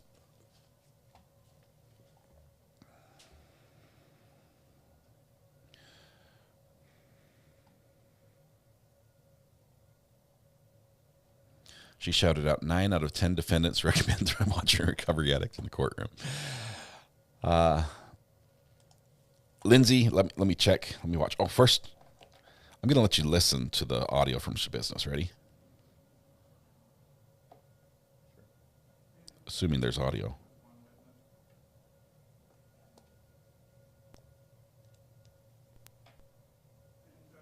Oh, I've got it muted.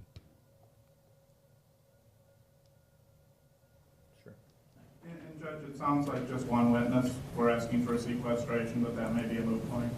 All right. It is one witness, Your Honor. All right.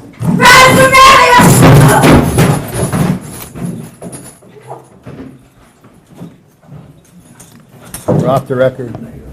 Oh, we're on the record now. Set a new record.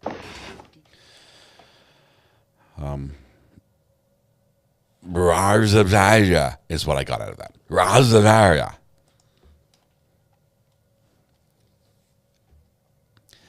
It's a jump scare as well. I would turn the volume up because it was quiet, and then she yelled. That was the first time I'd heard it. So WrestleMania, maybe? WrestleMania. Was that recent role? That was this morning, Teddy Bear. That was this morning's business in court over attacking a jailer or something. Yeah, surprise, surprise. Sounds like Rise America. We're back. We're back. The spice continues. Back on the record, People versus Linda Stermer. Any matters to address before we bring in the jury? I have none, Your Honor. None, Your Honor. Okay, we'll bring in the jury. Got a quick pan of the courtroom. Once again, not a lot of people on Linda's side of the courtroom, but a couple people are there. They've been there throughout the trial. More public support shown on the prosecution side of the courtroom, which that's not really a thing. It's not like, I guess it's a carryover from weddings, right?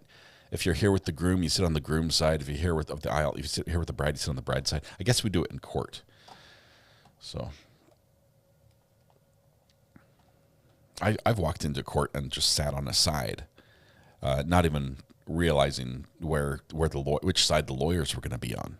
I'm like, oh, I'm on the wrong side. I like when I went into jury, and so you're reminded that you're still under oath. I sat on the hospital side. And Mr. Kelly.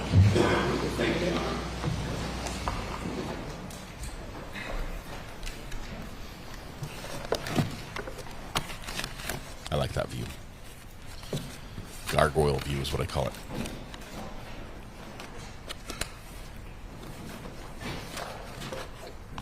Mr. Willison, I believe right before the break I was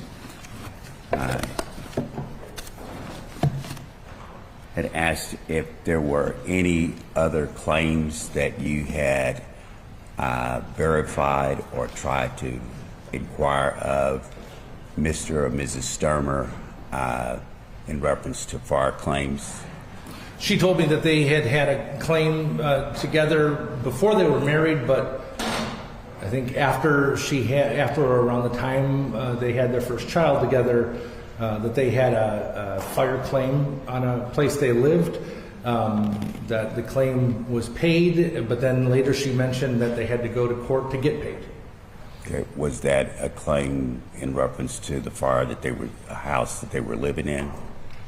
At the time, yes. Here comes the dirt. Okay. And you didn't find that to be suspicious of anything as it related to the claim that was being made in reference to this fire, though, right? I certainly would have if I thought this was financially motivated, but because I didn't think this one was, then that became less relevant. Okay. And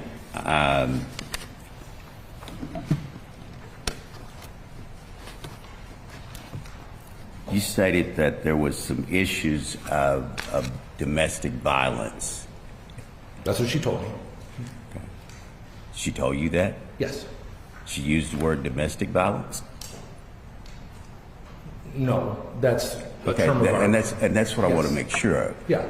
Ms. Stermer never told you that she was living in a marriage of domestic violence. She told me that the husband she lived with struck her. That's the definition of domestic violence. But you can't verify that there was any domestic violence based upon your position and your job for the insurance company. You didn't verify that there was any domestic violence in the home of Mr. and Mrs. Stermer. Is that correct? Right. Based on the information I had, I thought there was not. Thank you.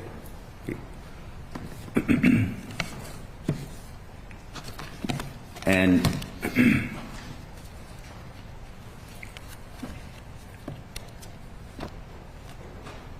so there's nothing unusual about a husband and a wife having a disagreement in reference to marital affairs and not wanting their children to be privy to a conversation about that. Your Honor, I guess I wasn't objecting. Is he asking for his opinion on that? What is he asking? Is you speculate? violation. Sustain. I'm not sure. Well, Your response? I'll withdraw. because I'm going to ask another question.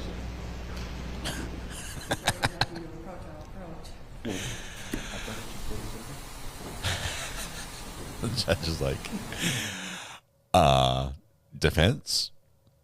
You're asking his opinion? Because you literally were objecting because he was giving his opinion previously, and now you want him to be able to give his opinion about what is normal in a marriage? You realize he's a lawyer, first of all. So lawyers that see a lot of marriages might have a, I don't know, skewed view of what marriage is like. They see a certain type of marriage, maybe. Generally ones that have trouble on maybe ending. Okay, I'm assuming it's a divorce lawyer. You usually don't have marriage lawyers like to get married beyond a prenup. I'm going to go out of order just a little bit, Mr. Willison. Sure. You made a final report in reference to this case, didn't you? I sent a letter to my client giving them my opinions on the case, yes. Do you have that letter? That'd be attorney-client privilege, sir. So you don't write a report, you just write a letter? Yes. And in the letter, did you state that there was domestic violence? You're asking me to tell you what legal advice I gave my client? I can't do that. You know that. Well, I'm asking you. Based on the answers to this question, I'm going to object at this point, Your Honor. If you want to ask me what I concluded about this particular case, I can tell you that. What did but you I can't conclude? tell you what I told my client. What did you conclude? That would be in your letter, right? I'm not going to tell you what was in my letter. Okay, well, what was your conclusion? Where did you put your conclusion in something of a report?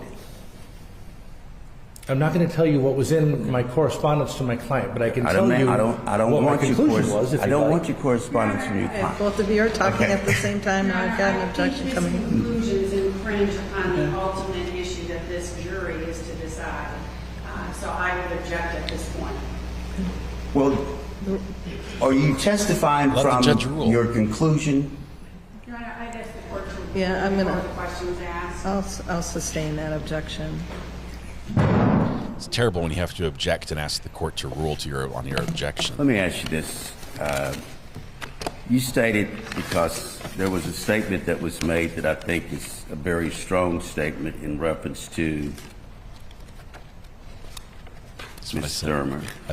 I love lawyers on the stand for this reason. You only get this when you have a There was a legal mind question as well. that you brought out on direct as related to a couple of nights before the incident or the night before the incident, in which you stated that Mr.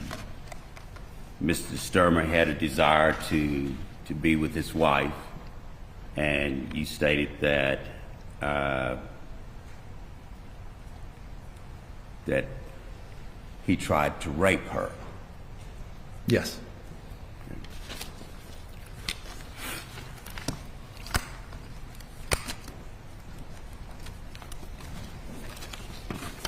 You've read your transcript? Yes. Okay. Do you have the transcript? I do. Mm-hmm.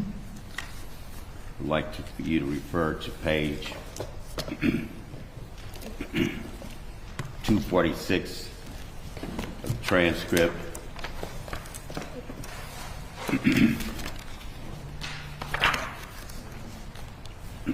And this would be, I think, the October the 18th transcript.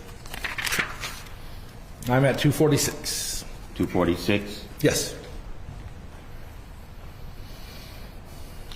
And your question on line 20, you see that? Yes.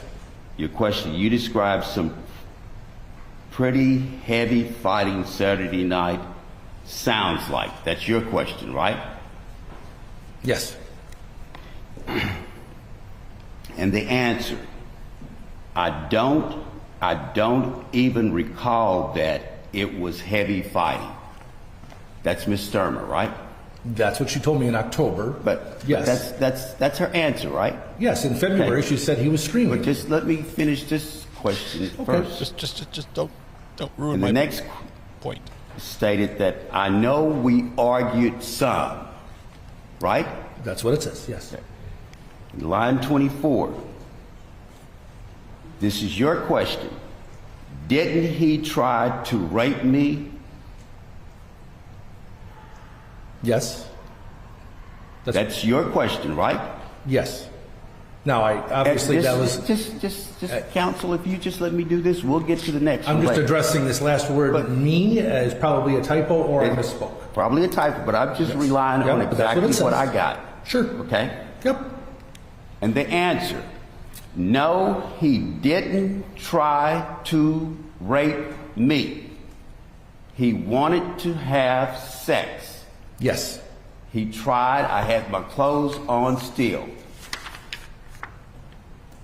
That's what she said in October, yes. Did you ask that same question again in another setting? Yes, earlier in February, I referred to it as when he tried to rape you, and she did not object or disagree with me. So you were asking the same questions in one setting of the examination under oath, and then months later you have her to come back and set again for an examination under oath for follow-up, and you start trying to see if you could ask questions to get her to give an inconsistent statement. That's not true. Okay. I asked if you'd like me to. My question is first. Answer the questions with a yes or no, please do so. Sure, okay. So my question is, why would Mr. Thuma that was present, who is the insurance agent or the insurance representative, Farm Bureau, right? Yes. He was present at both of these depositions, right? I believe so, yes. Okay. So you get the answers that you are looking for under the examination under oath in the first setting. Why did you have to go back and have another examination under oath?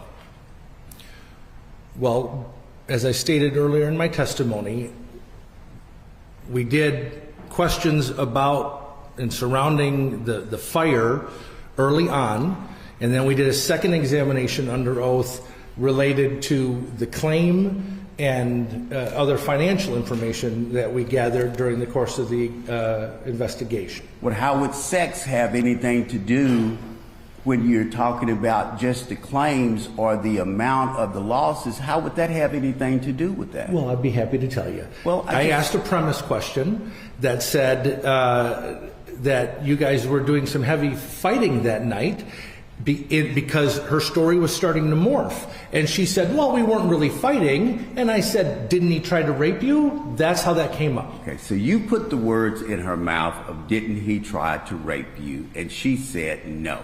I took what she described and summarized it with the word. You summarized it in your opinion that that's what she was saying.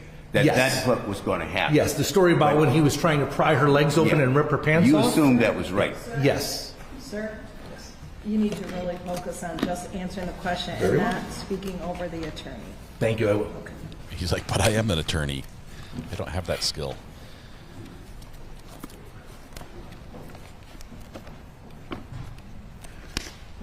Now, what did you do to verify these answers that you received from Ms. Stermer? Did you do any outside investigation with anyone else, whether it's the police department or the investigators or the state fire marshal in reference to the information that you received before you wrote your letter to your insurance agent or your insurance company?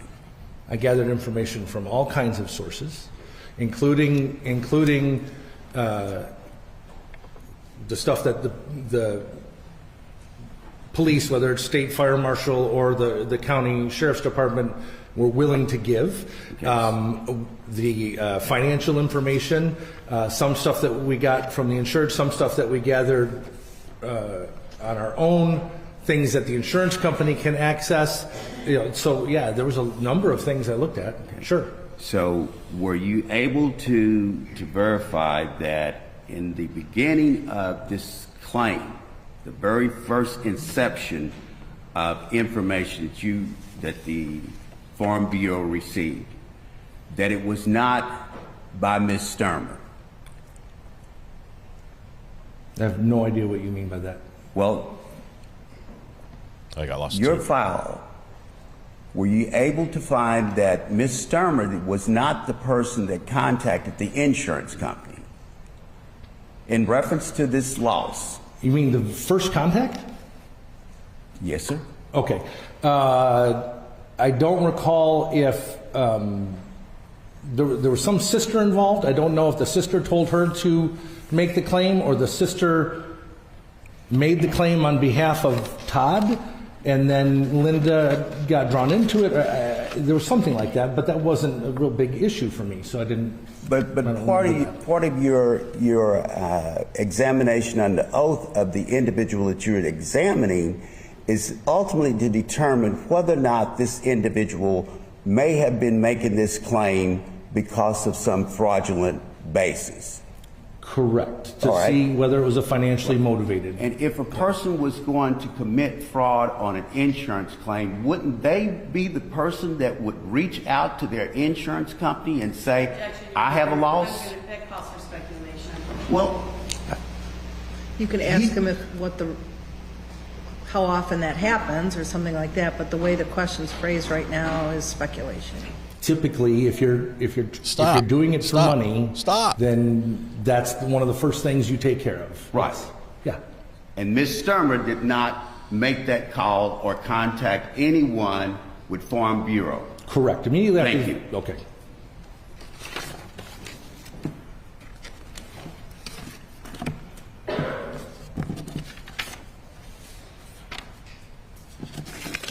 Could I have just a question for a second, Your Honor? All right, give him a second to see if he's done with his cross-examination. It has been spicy. There will be redirect. Throughout both of these examinations under oath, you set a time for Ms. Stermer to appear at your office, is that correct? I don't think they were at my office. Where did they do the examination under oath? Was it at your office? No, typically we would rent a conference room in the county where the fire occurred. But wherever the location was, it's we told her where to go. Yes. Controlled by you, date and time. Yep. And you communicated with Ms. Stermer as to when you wanted her to be there, right? Yes. Okay. Well, through her attorney. Through her attorney. Yes. Right? Mm-hmm. And at each setting, Ms. Stermer appeared, is that correct? On the date and time that you all had arranged for, right? Yes, I think there were a couple that got canceled, but yes, the two statements, I mean, she was there, yeah. And throughout the duration of both of these examinations under oath, Ms. Stermer fully cooperated with every question that was asked of her. Isn't that true? I would disagree with that. Did she answer every question that was asked of her? Oh, yes, she did. She answered. So anything else would be your opinion, right? Sure, you can put it that way. Thank yes. you. I have no further questions, Your Honor.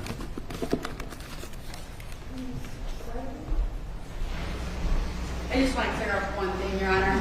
When you were talking about working with the great fire marshal or however you titled it. Fire investigator. Fire investigator. Who was that? Jim Shinsky ran one of a nationally renowned fire school for years. So that's who you were talking about? I was talking about Mr. Shinsky, yes. You weren't talking about anything that the state police had done or anything in terms of that statement?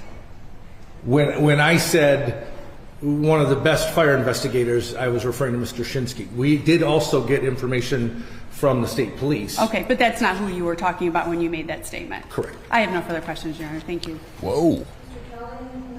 I have no further questions, Your Honor. He's done. Jury questions of this witness, Oh, anyone? yes. Oh, yes. Oh, yes. Please. Yep, I've got some hands going up. I want to see what the jury has to say here. So that was quick. I was expecting more. I mean, even if you just address the last issue, the cooperation, and say, in your experience, is lying considered cooperation? And you're like, yes. That would be it. I mean, that's his opinion, but there might be something they could have brought in on that front, where you could say, basically say, did you have to take her different answers to the same question and decide that both of them could not be true? And yes, just that she lied. There's proof. Francis Fitzgerald gifted a membership. Thank you very much. No room for you, buddy. There's room for you on the front row. You now have a membership. You can type !seat and sit on the front row with your friends. Reserved seating for members only.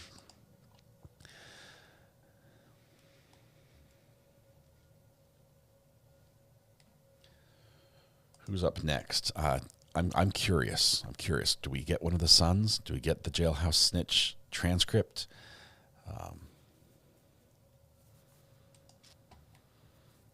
Let's see what questions are coming in from the jury first.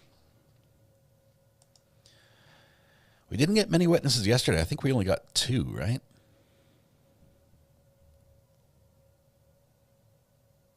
Maybe 3. Questions about the previous fires. That's a red flag. Bring us the sons. I need more spice. I do think this witness was too self-opinionated. I agree. He came in a little bit cocky and wanted to spill the beans, which I don't think it was right for him. As someone who was reading the transcript, he should have kept it. Sir, I have some questions from the jury, and jury, I did determine under the law not to ask some of the questions. In exhibit number 4, Linda's drawing, if you know, what does the van spot number 5 represent? We skipped number 5. 4 was at the fence. Went from 4 to 6.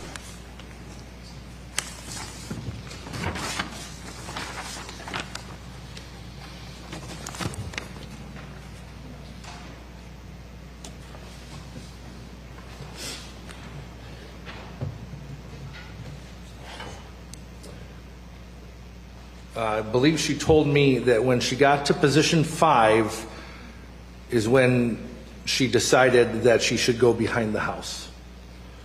So 4 was at the fence line. 5 is apparently where she decided she couldn't back up, and 6 is when she went behind the house. Thank you. Counsel, any questions in light of the question and answer, either side? No, Your Honor. I have no questions, Your Honor. Okay. Jury, any other questions of him? No. May he be excused from his subpoena? I ask that you please be excused, Your Honor. Yes, Your Honor. Thank you. Thank you, sir. You're all done. Thank you, Your Honor. Mm-hmm.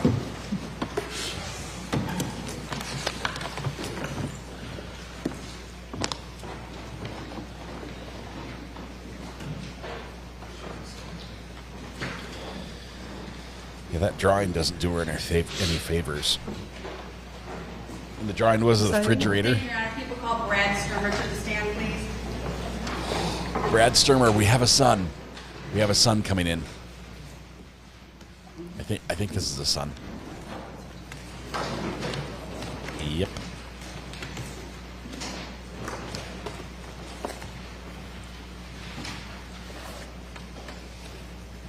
Your Honor, may I approach and grab the Oh, yeah. Thank you. Sir, before you have a seat, if you could raise your right hand, please. Do you solemnly swear or affirm that the testimony you're about to give in this cause will be the truth, the whole truth, and nothing but the truth? I do. Thank you. Please have a seat, and once settled in, we'll have you state your full name and spell the last, please. My name is Brad Stermer, Stermer. And then if you could put that microphone close to your mouth so the jury can hear you. Thank you. Good morning, Mr. Stermer. Can you tell me how you know Todd Stermer? Todd is my younger brother, was my younger brother. Oh, brother. And can you tell me if you know Linda Stermer? I do. How do you know her? She was married to my brother, Todd. And after the fire occurred on January 7th of 2007, did you have conversations with Linda Stermer about what had happened? Yes. Can you tell the jury what she told you? Yes. It was like 2 days or so after the fire when my whole family had gotten in town, and we had gone over to the house where they were staying with friends, and we didn't have a lot of information on the fire or what happened, and so we asked her to sit down and explain what happened, and she sat down, and I said, we need to get our head around this, what happened. And she said that she was down in the basement doing laundry, and she heard Todd scream, and she came running up, and the living room was on fire with a lot of smoke, and she just turned and ran out the front door. Did she tell you anything specifically about fire alarms? Well, I'd ask her, I said, you didn't hear the fire alarms going off? I mean, their house, wasn't that big, and I knew he had fire alarms in there because I'd helped him pull wire for it. And she said, oh, Todd dismantled them. And so when you say you helped pull wire for them, what was your involvement on that house? When I helped Todd probably, 6, 7 times over the years trying to build his house. And so at different stages of the development, I would be in town and I would help him. And we were getting ready to do drywall, but you have to run the electrical wiring to the outlets and the boxes and so forth. So we were doing that. And I made a comment to him one time. I said, why don't you just buy those $20 battery ones? And he says, you can't. He says, it's code. You have to have it hardwired with a battery backup. And I said, oh. Objection, hearsay. I can rephrase the question. Thank you, sustained. So you helped him then in terms of putting those smoke detectors in? I helped him get the wiring to where those were going to go because that was an additional. And so at that time, all of these smoke detectors you helped were going to be hardwired? Yeah. There's leading, so if you could rephrase. How were you then going to, were these the type of smoke detectors you were just going to put on the wall, or were they going to be hardwired? No, they had to be hardwired because you have to meet the code, and the code says you have to have them wired to the electrical box. And then any new development back then, it would have a battery backup, like a 9-volt battery with it. So yeah, even if you took the battery out, technically it would still work because it's still hardwired in. Do you recall how many smoke detectors you helped him install, or how many per room? I don't recall. It was a pretty good sized house, at least 4, from what I remember. Were those 4 on the entire house or 4 on a level? Do you remember? Well, it was because there was a bedroom in the basement. There was all floors, and there was a loft bedroom. So that was on every floor that we ran wire to hook up. So you said when you had this conversation with Linda, it was a few days after the fire? Yeah. And can you describe what her demeanor was when you were having this conversation with her? She was, appeared to be upset, but she was able to talk with us until I asked her about the fire alarms, and then she got up and left the room. Did you then try to ask her any more questions? We couldn't because she left the room, and we didn't want to upset her anymore at that time. So you said you had assisted in helping Todd build that home. What did you assist with? I helped him. I was there the first day when we framed the first wall, in the basement. So I started the first day, but I helped him with windows. I helped him with drywall. I helped him with wiring. Help dig a trench. Whatever I could do when I was in town to help him. Do you have a background in construction? No. And so why were you helping? What was your knowledge of construction? Well, over the years, I've owned some houses and I've done it, and I'm a do-it-yourselfer. I just like to to do that kind of work, and I like, he's my brother. I wanted to help him. I've helped mostly family and friends. I don't do it for a living or anything, but I do enjoy working with my hands. Had Todd had Todd remodeled and built things before? Oh yeah, he was pretty good at it. He did jobs. I mean, I know not just for friends and family, but for other people. I mean, and so he did. He was a much better carpenter than I was. Do you know if those smoke detectors were inspected after you helped? I don't know that. I know he said, the inspection was coming. I can move on, Your Honor. Yep. Were you aware that Todd and Linda had financial issues? I knew they weren't living the high life, yeah. Were you aware of any money that they had borrowed from family? Yeah, I had loaned Todd some money. Did you ever see Todd and Linda fight before? Not fight, but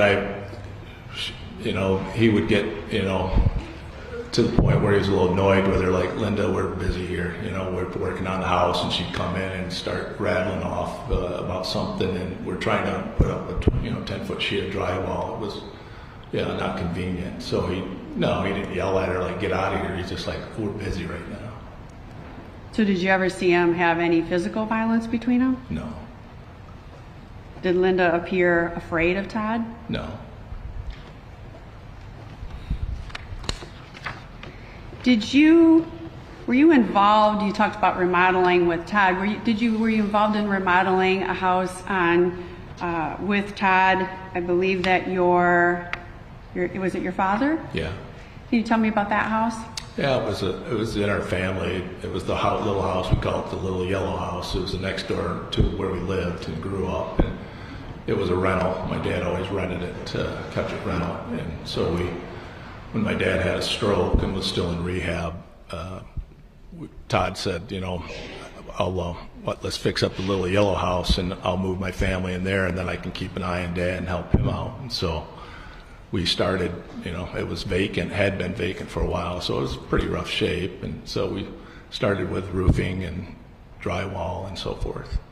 Yeah, and were you aware if Todd and Linda had ever moved into that house? No. And did your father still live in the big house? Yes.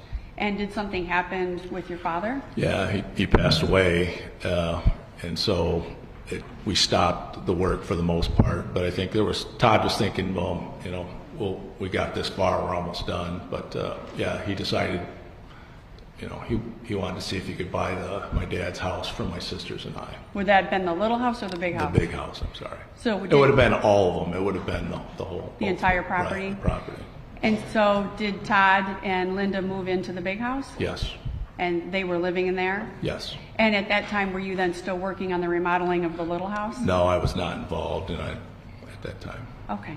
And you still had an interest in the property? No. A financial interest? No, I did not. Okay. And that was your father's property? That was my dad's property.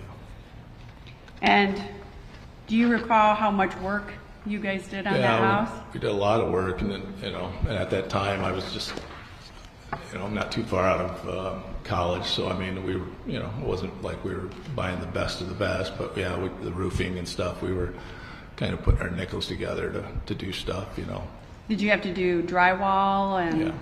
So the roof leaked, so the first thing we had to do was get the roof fixed, and so we redid the roof, and then we started, with the drywall.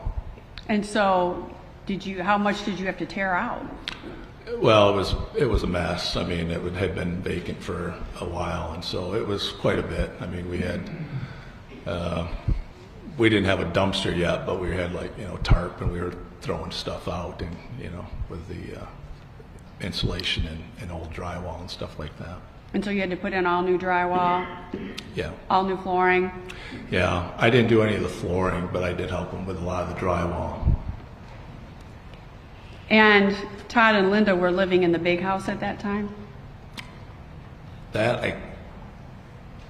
No, at the time when we were working on the Yellow House, no one lived. My dad wasn't even there yet. He was still in rehab, I think, after his stroke, and so he was coming home, and we were trying to hurry up and get the little house built or livable. So I don't know where they were living at that time. At some point, did they move into the big house? Yes, they and did. And you still had your father's estate still owned the little house? Yes. And did something happen to that house? Yeah, it burned down months later. And was it just the little house? Yeah. And at that time, were Todd and Linda living in the big house? Yeah, they were. And you had said most of the work was already done at that point? Yeah.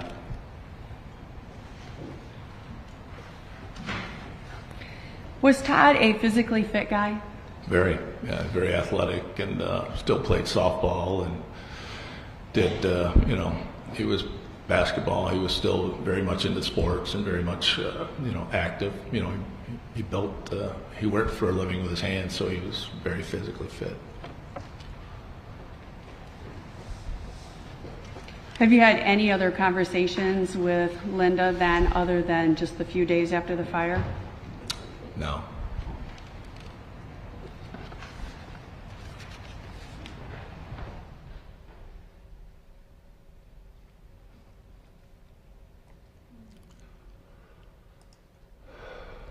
Had you been to Todd and Linda's house before it burned down? Yes.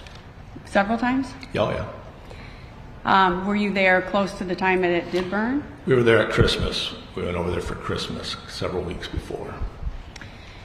And can you talk about whether there was a trail on the, if I'm looking at the house, it would have been to the north side, on the right-hand side, was there a trail or a path going down? No, when they were building the house, and it was all dirt, and that we could drive around the side, but it was a pretty good hill, and there was clay in that soil, so if it were wet or rainy, you wouldn't want to go down there because you need a four-wheel drive to get back up. But after they got the house pretty much built and living there, he had graded it, and it was yard, essentially grass. It was yard at that time? Yeah. So used during construction, but then, to your knowledge, after that, yeah. Once the house was done? Yeah, there was no trail or and it was all graded and Yeah. lawn? I have no further questions for this witness, Your Honor.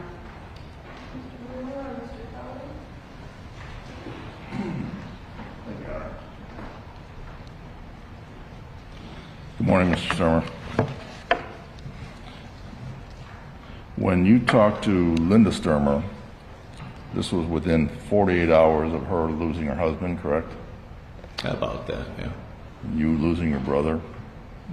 Yes? Yes. And the family, including you and Linda and Todd's sons, were there at her friend's Yes. house? Would that be Kate Swift? I believe that was her name, yeah. Your mom was there? Yes. Obviously, Linda Stermer was emotionally distraught. Yes. As were you, having lost your brother 48 hours ago. Yeah, we had a lot of questions. As were her sons. Yes? Everybody was emotionally distraught. It was a very emotional time given the loss. Yes. Right. She told you that she was in the basement and she heard Todd scream and she ran up the stairs, correct? Yes.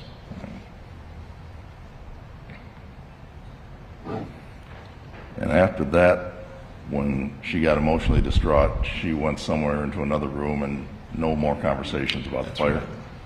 Yes. And no more conversations since then with Linda? No. Fair? Fair. Okay.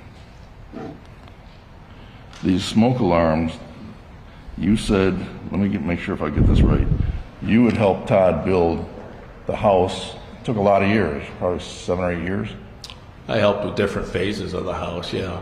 Were you out of state? I lived in the Upper Peninsula. Okay. So you would come down on occasion, and if you had time, you would help Todd on the weekends? Yes. It was him mostly really building the close to house, him. correct? Yeah, doing whatever he needed help with. Okay. You were not any type of licensed electrician, am I right? No. You're good with your hands, and you say you're a good handyman, right? I'm adequate. All right. You were not a licensed electrician, neither was Todd. No. Am I right? Right. All right. and you helped wire the alarm system, do the electrical for the I didn't wire it. We just pulled the wire so that we could get like the electrical boxes before we put the drywall up. You have to, but we never wired anything. I never wired anything. Okay, that was up to Todd. That was, yes. Right. Did you actually install these hardwired smoke detectors? No. When Linda told you, and you asked her about how come the smoke alarms didn't go off, remember you told us that? Yes. When Linda told you they weren't working or something, and Todd... She said Todd had dismantled them. Okay. You don't have any evidence to help us to disagree with that, am I right?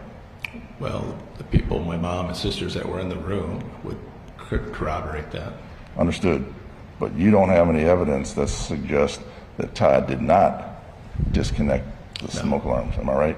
Right.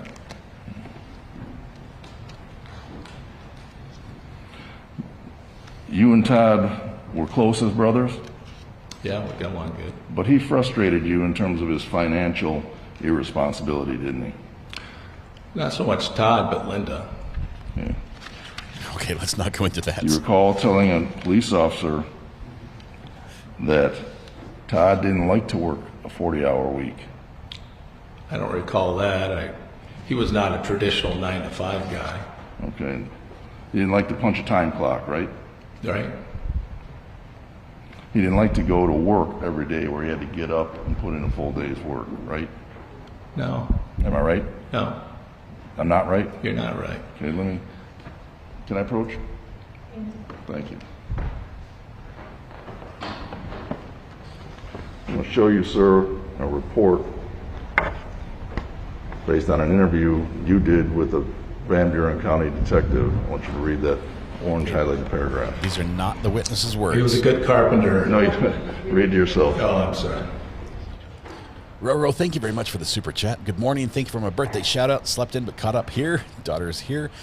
Going to Deftones concert in Philly tonight. Best birthday week ever. Is that love y'all. refreshing memory? Roro, that happy you birthday. told the detective that Todd did not like working a job where he must get up every day and go to a certain job, as he described, punching a time clock. Right. Okay. So that is what you told him. That's right.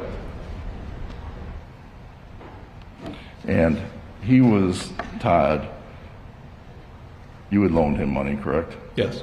Your mom had loaned him money, correct? Yes. Your sister had loaned him money, correct? I believe it both at times, yeah.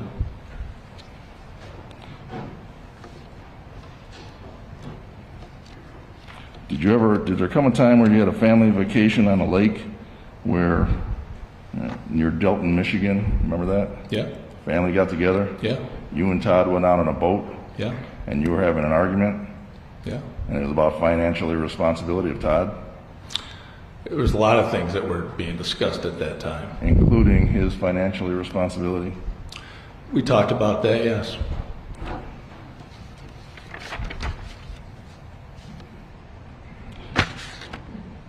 Was Todd I'm going to say a do-it-yourselfer like you?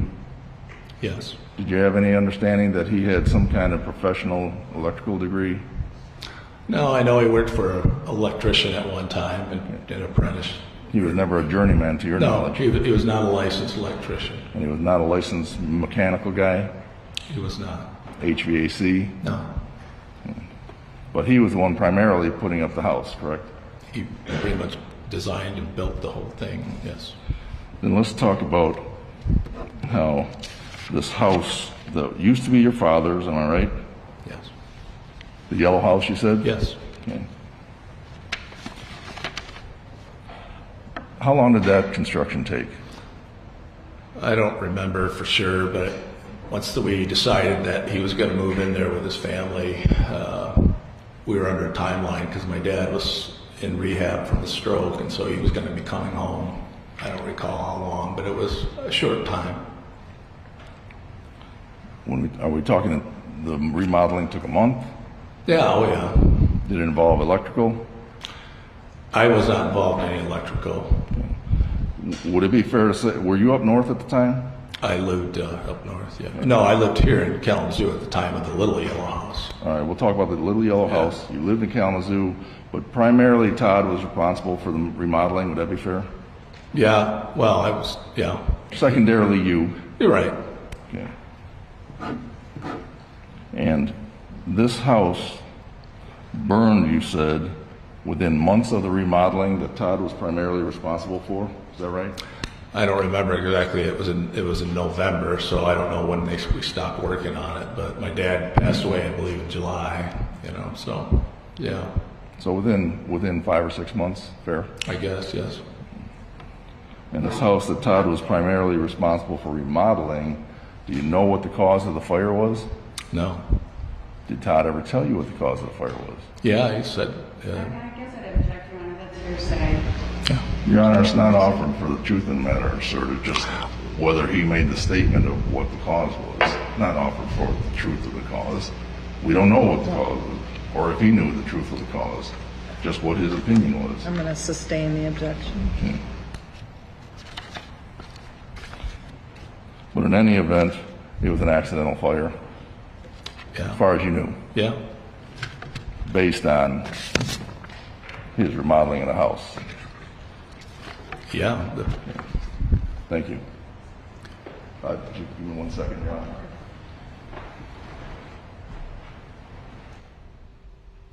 I'm watching Red Pen in Canva make an amazing thumbnail, which we're going to share at some point, that includes all the made-up words. It's great. Just to My favorite clarify part is the something, judge. sir. This was a house that Todd was going to... I thought Todd was single at the time. No, Linda was part of that. He was going to move the family in. He wasn't going to flip the house. No, my dad was going to live in the big house, and he could live right next door and help him out. Okay. And then it burned, and that didn't happen. Fair? No, they had already moved into the big house because my dad passed away. Understood. So then they moved. So the little house was vacant. Okay. So when the little house burned, it was vacant. Did it get rebuilt? No. Thank you. Roro just gifted 10 memberships. When you were visiting at Christmas time, did you see those smoke detectors in the home? Yeah. And did it appear that they were hanging or? No, they were up, and he had a fire in the fireplace too. So I mean, it wasn't like it was smoking or nothing. But yeah, there was nothing. And I just want to clarify, when you had your conversation with Linda 2 days after the fire, I think you had testified that she said that she did not see Todd when she came upstairs. Is that correct? Yeah, she said it was too smoky and fire, and she just turned and ran outside. And is that when you asked her about the smoke detectors? Said it seemed to me that what about the fire alarms going off? Because she said she was in the basement. So. And at that time, that's when she left. Is that correct? She said, yeah, he dismantled them, and then she got up and left. What did you mean when you said Todd wasn't the type of guy to punch a time clock? He was more of he liked the sales component. He liked to wheel and deal, and he was, he could make more money at it in a shorter period of time than a 9-to-5 job. So. What else did you talk about on Lake Michigan with your brother? Talked about a lot of things. We talked about the horse problem, the horses that she had, and so forth. So was that part of when you said Linda frustrated you with regard to the horses? Was that part of that conversation?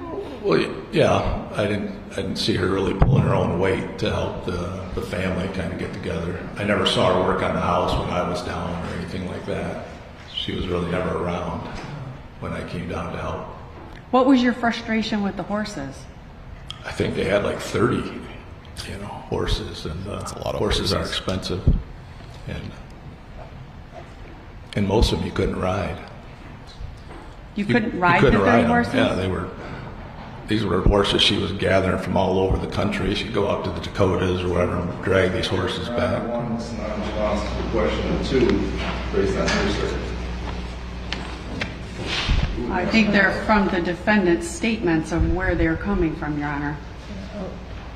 Overrule that objection. Thank you, Your Honor. So you said Linda would go places to pick up these horses? Yes. And you couldn't ride them? Not very many. And what did she do with them? You could lay the foundation of... Did you know what she was doing with these horses? No. Did you have a chance to view these horses? To view them? Yes. Oh, yes. Did you spend some time around those horses? Yeah, I rode them. We tried to ride them a couple times. And when you say, I guess I don't understand, why would you not be able to ride a horse? They were wild. They weren't trained horses. They weren't, daily interaction with people. So were they, did Linda tell you she was keeping them as pets? Did she tell you that you just wanted them? What was the purpose of these horses from her standpoint? Did she tell you what the purpose of these horses were? Thank you. No. And your frustration was over then the finances of the horses? Well, it was about helping the family, helping Todd, helping the kids. I mean, and so we didn't see any real value to having that many horses. I mean, to feed them, make hay in the summer, shoe them if you need to, deworm them. I mean, I don't know that much about horses, but I have a friend that has horses, and I talked to him about it, and I'm like, and he's like, 30 horses, that's crazy. I'll strike that. I'll sustain that objection. I have no further questions. Thank you. Let me just follow up. You wouldn't know the reason why Linda Stermer had various types of horses, correct? It never was clear to me. Okay. And these smoke alarms, when you hardwire something to disable them, it's not as simple as just simply getting on a ladder and taking a battery out, right?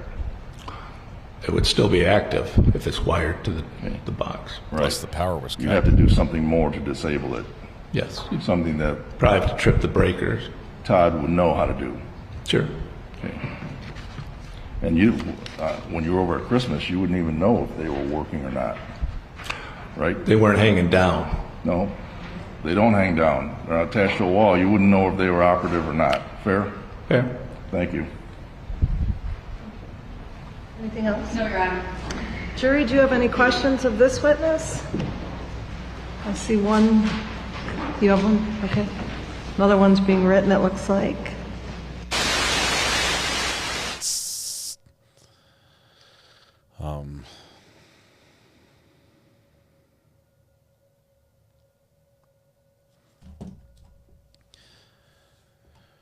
Let's see. Why would you switch off the fire alarms? So they stop beeping. They're annoying. I'm curious. Was the house, where's the breaker for the house? Was it in the basement? If it was in the basement, was it burned? If it wasn't burned, if it was, could you see where, if a breaker had been turned off and the power had been cut to the house? I want to know. Seems like something that could be excavated and looked into, or should have been, by the fire investigator. Although, if he determined that it was not an electrical fire, he might have just completely disregarded that. Call from Rose. Questions from the jury. Hang on one second. When you were at the house for Christmas, what was the state of the living room floor? Was it carpeted, finished, or something else? It wasn't carpeted or anything. It wasn't finished. There was a area rug, more in like the center of the room, kind of. To the best of your knowledge, if you know, did Linda like her dogs? I believe she did. Okay. Any questions, counsel? Just one. Okay. Did Todd love that house? Yes. I have no further questions. Mr. Mueller, any? No, I don't have any questions. Thank you, sir. Okay. Thank you. Can he be excused from his subpoena? I would ask that you please be excused, Your Honor. Any objection, defense? No objection. Okay. So you're excused from your subpoena obligations. Thank you. Ms. Ayden? Thank you, Your Honor. People call Chris Williams to the stand, please. Does the brother stay in the courtroom? He does not. Yes, he does. He says, I can stay. I'm staying. And which side is he going to sit on? He walks past one side and sits on the prosecution side.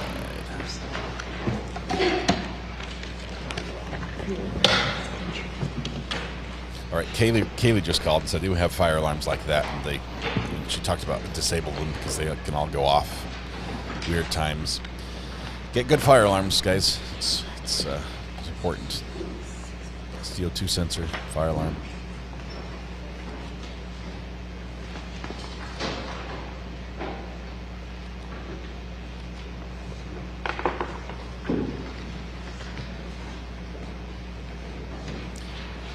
Candy was passed to the witness. Puts the wrapper in his pocket. The floor is not a garbage can.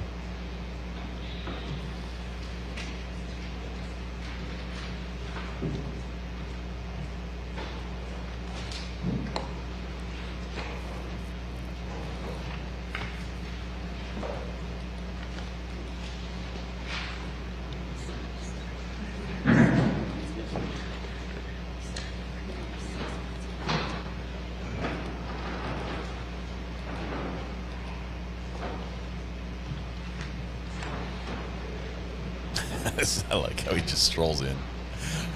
That walk. He's like, whoa, what do we have going on here? Check out this courtroom.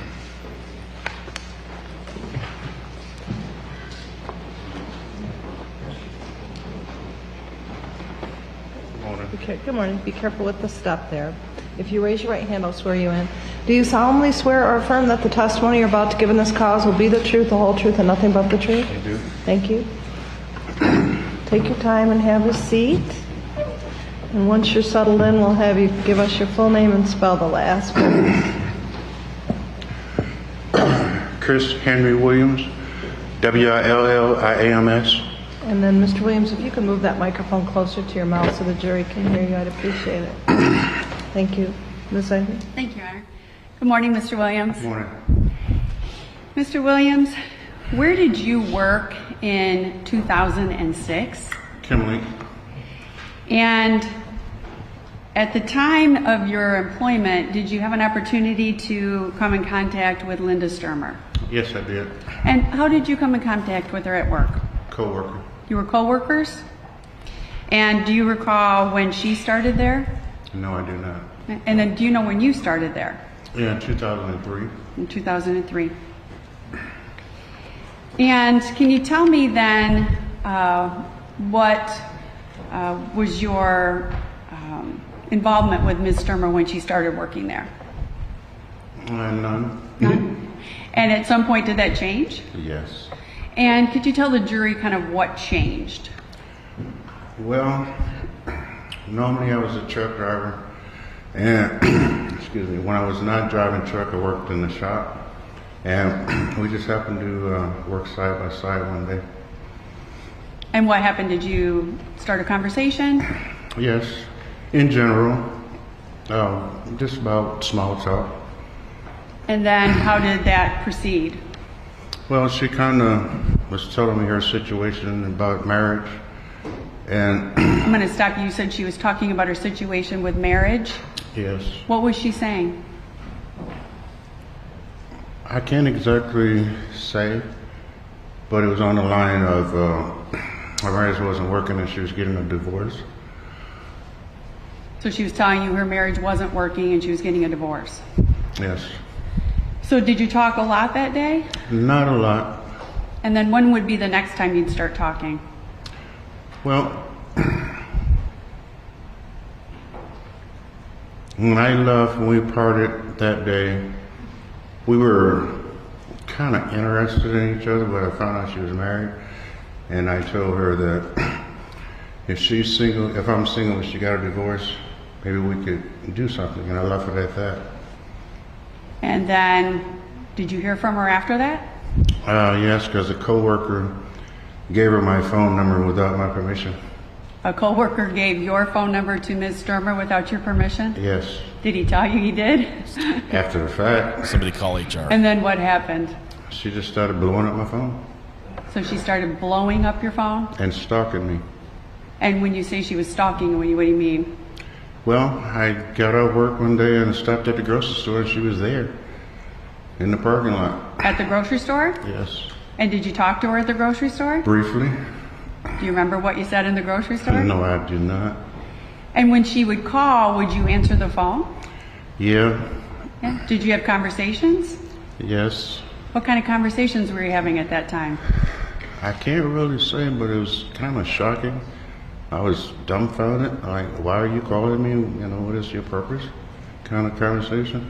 Well, were you in? But you had stated previously that you were interested and she was interested. When I first seen her, I didn't know anything about her, just for visually, not personally. You know. So you had a physical attraction. Right. Swiped right.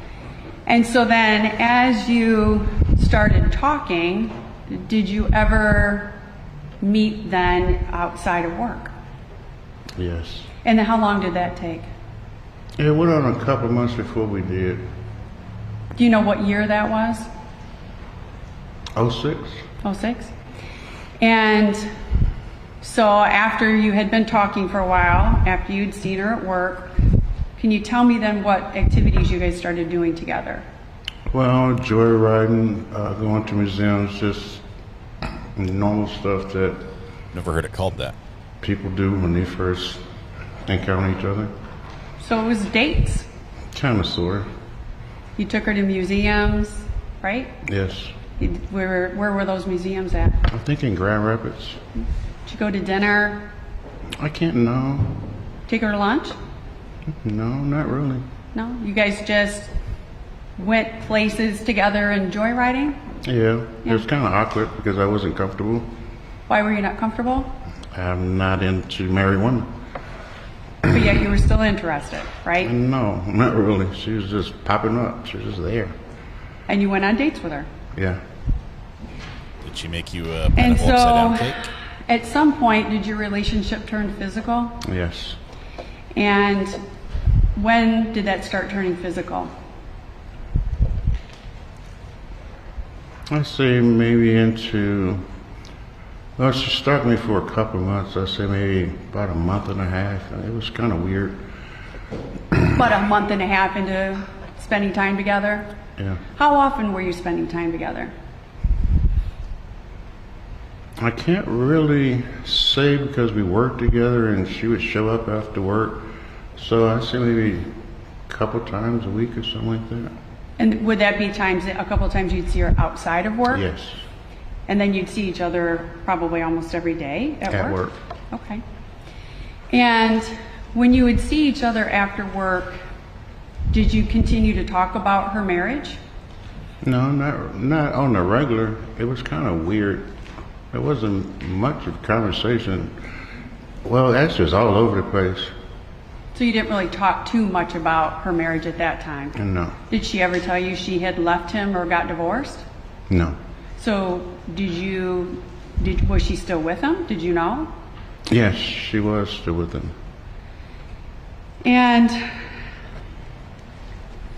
when your relationship turned physical, you started having sex, correct? Yes. And where would you typically have sex with her? At my house. At your house? And you don't have to tell me your address, but what town did you live in? Kalamazoo. And did you continue to communicate with her regularly? Yes. How many times a week would you get together and have sex? Well, it wasn't really all about sex, but maybe a couple. Couple times you had sex, or a couple times a week? A couple times a week. Were you aware if she had more than one phone? No. No?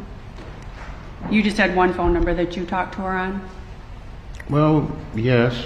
Well, if she would talk to me on, she called me when I called her. Were you afraid her husband would find out? Yes. Yes. Did you ever talk about that? Well, yes and no. What do you mean yes and no? I was trying to figure out what was her motive with dealing with me. To be with you? Mm-hmm.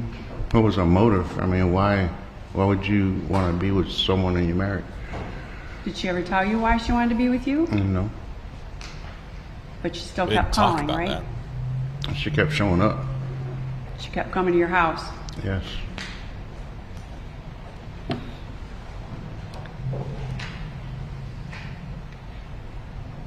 Was there any time that she talked to you about Todd coming to her place of work? No. No.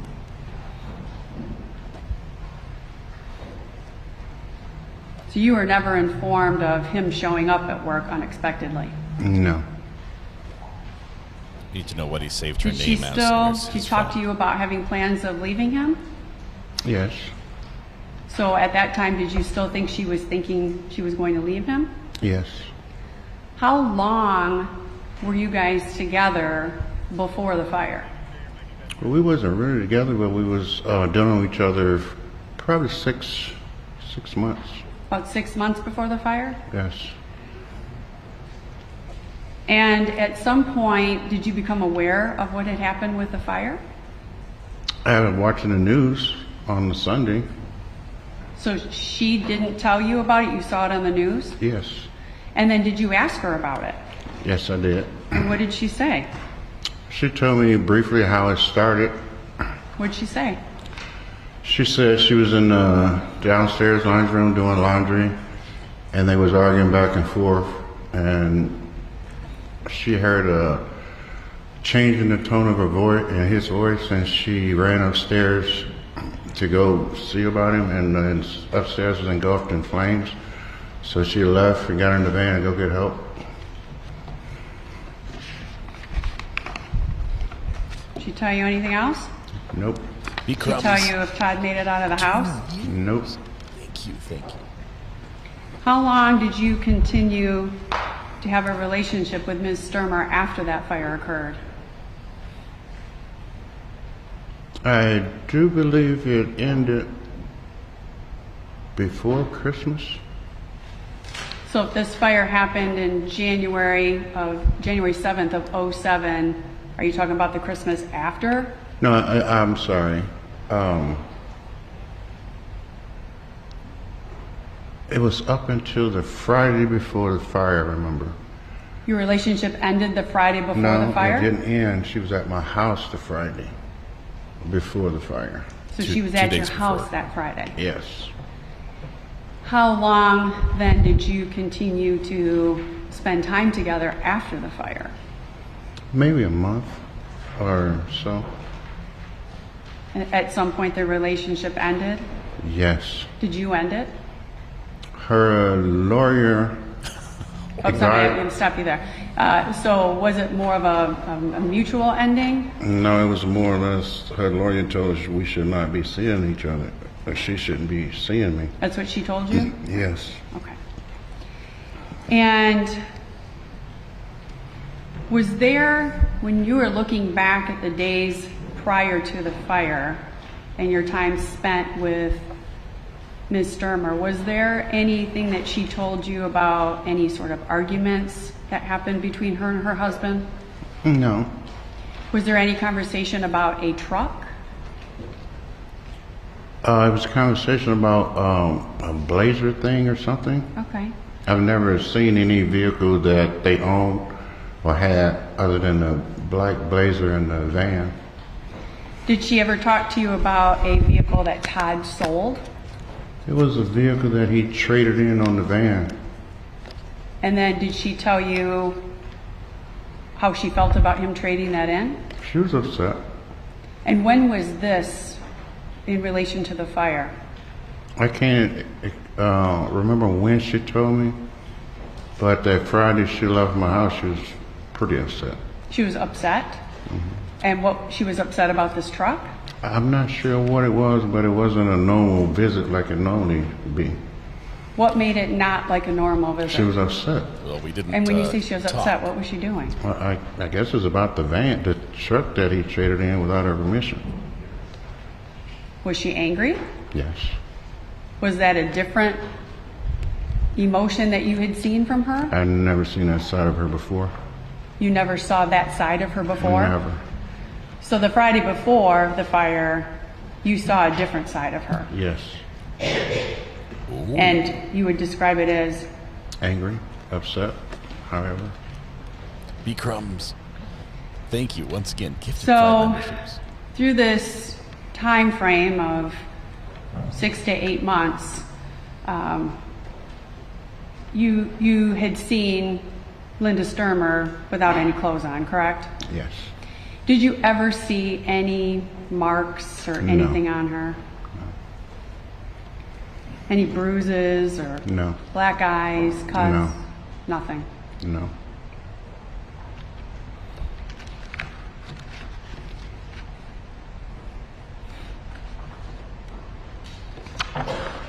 I have no further questions for this witness, Your Honor. Mr. Yes, Your Honor. Kelly? Mr.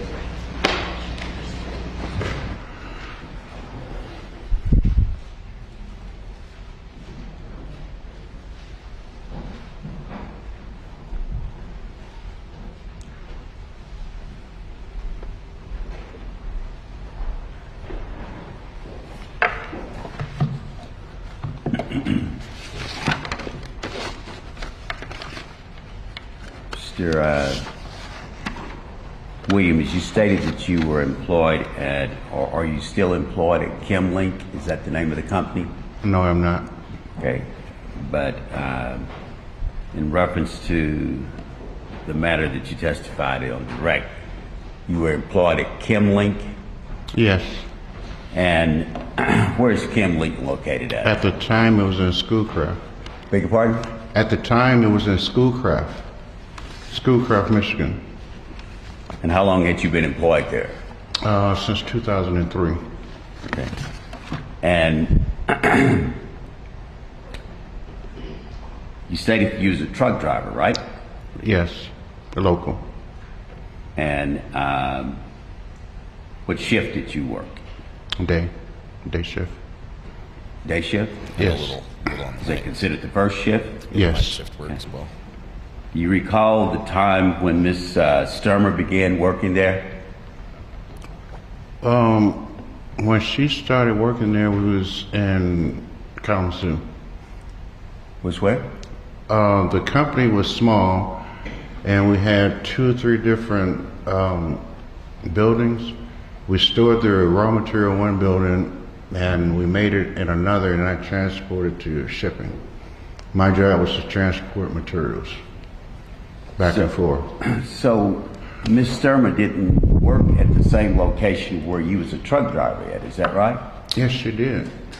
In one of the facilities, I said it was 3. 3 facilities on the same... There's a storage where we stored the raw materials. My job was to transport the raw materials to the building, which we made it at, and then once it got packaged, I drove it to Ransom Street, which is on the north side, to be shipped out. So which facility did Miss Stermer work at? The one on Factory Street, where they made the material. And is it called a particular name? It was part of ChemLink. Yeah. The company grew, that's how we ended up moving out to Schoolcraft under one roof. So everything got transported out there. Okay. What shift did Miss Stermer work? First. First shift? Are It you was sure? it was only first shift when I was there. So it's not a second shift? No, not at that time. You don't know exactly when Miss Stermer started working there, though, right? Not the exact date. Well, what month? What year? 06. What month? Probably June, July, somewhere around that, summertime.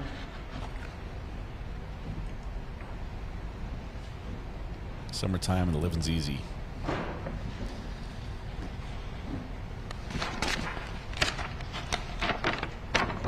So if you're a truck driver and Miss Stermer's working in a facility where she's working inside, is that correct? Mm-hmm. Okay. Yes. And was part of your job to be in the same building where Miss Stermer was working? Yes, when I was not transporting materials. I worked in the shop. Okay. Doing what? Packaging. And was she also packaging? Yes. Okay. Did y'all work next to each other? One particular day. Just one day? A fateful day. Yes, side by side, yes. Okay. I was a truck driver, so I wasn't stationary. Okay.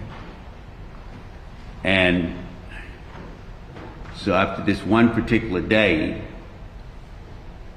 you stated that someone gave Miss Stermer your telephone number? Yes, I had a company phone at the time. Who was that person that gave her your telephone number? Mike Buchanan. Mike who? Buchanan. Buchanan. Dang it, Mike. She tricked him into giving him, she asked him, well, what he told me. Well, now I want to know what she told you. But you said that Mike Buchanan gave your telephone number to Miss Stermer. Is that yes, correct? Yes, because she asked him for it. But you don't know that, but you... He's like, yeah, I do. What month did you get a call from Miss Stermer in reference to... I can't say. You can't say. What month? Okay. Mike. Did you ever go out to lunch with Miss Stermer? No. Did you ever go on a break at the company facility on break? No. We didn't get breaks. Slave labor. No breaks. When was the first time that Miss Stermer contacted you by phone? Do you know what month and year that was? It was the same day. The same day? Same day we worked side by side. She moves quick. So did you go home and then you get a call from Miss Stermer? I was on my way home. And you got a call from Miss Stermer? Yes. Okay. Now, did you and her have a conversation while y'all was working side by side with each other? Just that one day. Yes. But y'all had a conversation? Yes. Did she have a conversation with you about her marriage at that day? Yes, that day? in general, yes. Somebody you'd never seen before, right? Right. And all of a sudden you just started having a conversation. She's telling you about her marriage. Is that right? We had seen each other, but we never worked side by side. But I know, but this is the first time you say that you've had a conversation with her about... Well, it's the first time I had a conversation. It wasn't the first time I'd seen her. Yeah. But just the first day that you're working side by side with her, she tells you about problems with her marriage. Is that your testimony? Not problems, but in general. Did you ask her, was she married? I knew she was married. How did you know that? From coworkers. The lady that got her hired. So the lady that got her hired told you that she was married? All the secrets. Why would she tell you she was married? Because I was physically, not physically, I was attracted to her. You was physically attracted to her, is that true? Well, yeah. Yeah. So your testimony previously, direct, you stated that you didn't want to have anything to do with a married woman, right? I did not, but that had nothing to do with being physical, attractive. But what do you call physical? Appearance. So she was a nice looking lady at the time. So her physical appearance, in spite of the fact that you knew she was married, was something that you wanted to follow up on. Isn't that correct? I just found her physically attractive. Okay. At the time was brutal. And so actually the lady that got her hired was the person that actually got you connected to Miss Stermer. Isn't that true? No. That's how you got the information about her being married. She didn't have it, got us connected. But you had no other information about her until you got that information from the person that hired her, right? I don't understand your question. Okay, well, you stated that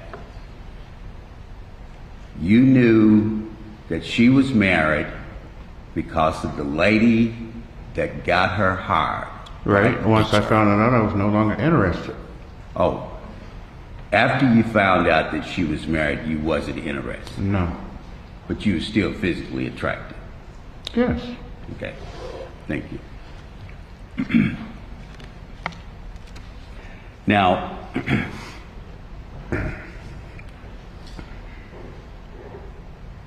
how long did Ms. Stermer work at Kimlink?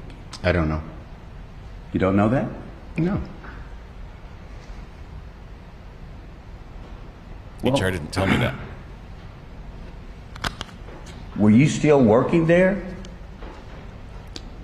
When? When the incident in reference to her house fire, were you still working at Kimlink? Yes. Was she still working at Kimlink? Yes. And did she continue to work at Kimlink after the fire? Yes. For how long? I'm not sure. I was in a car accident in February of the 2nd. You was in where? A real bad car accident in February. A real bad car accident? Yes, I got rear-ended on my way to work. Okay. So you was away from the employment? Yes.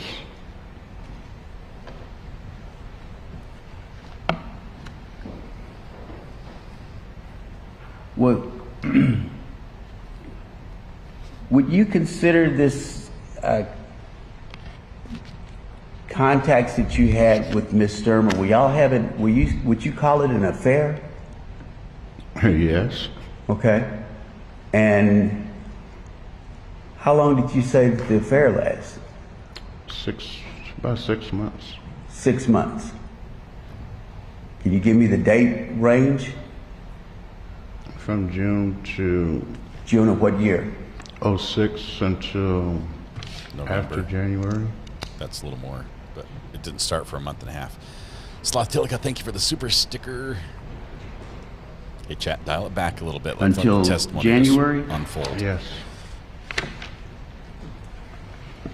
The mods are working double time, trying to dial chat back a little bit. I know it's spicy, but let's keep it all. January, keep it all you know clean. the first part of January? Yes. Was it before the house fire? What question are you asking? The end of the relationship or the affair, did it end before the house fire on January? No. January the 7th? No. When did it end? Shortly after. Week after? Shortly after. I can't say it was a week. It was longer. Can't say. It was longer than a week.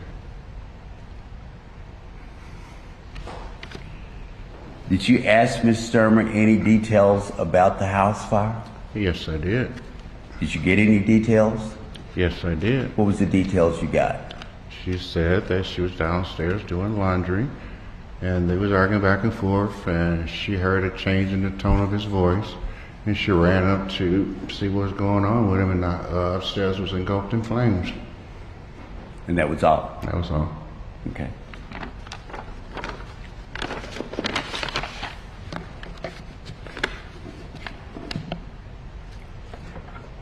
Now, after you had started this engagement, did you ever tell Ms. Stermer to stop coming to your house? If you say she came to your house, right? Yes. You ever tell her to stop coming to your house?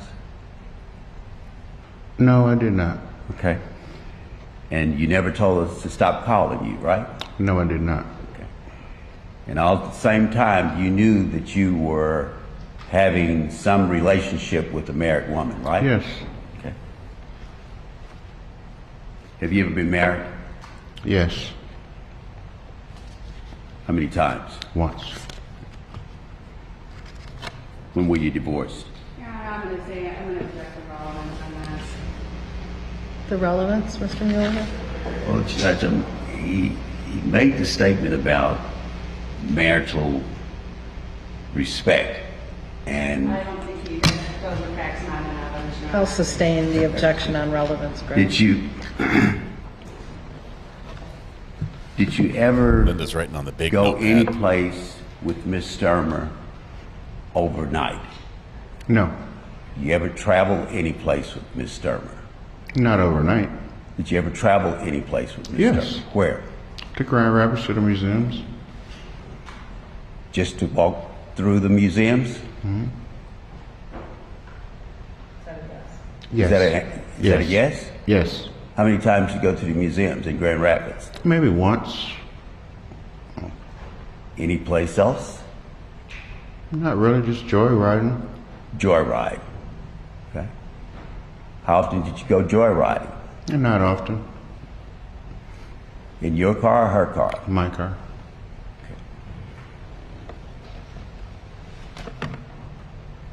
Did Miss Stermer ever tell you that she was going to leave her husband? Yes.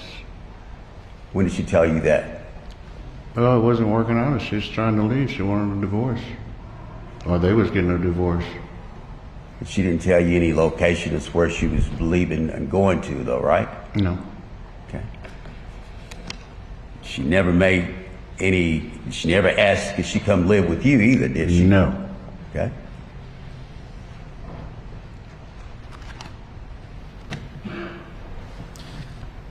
I think as a defense attorney, it's always... She never gave you any money, right? No. You never gave her any money, right? No. She ever talked about her finances to you? No. Okay.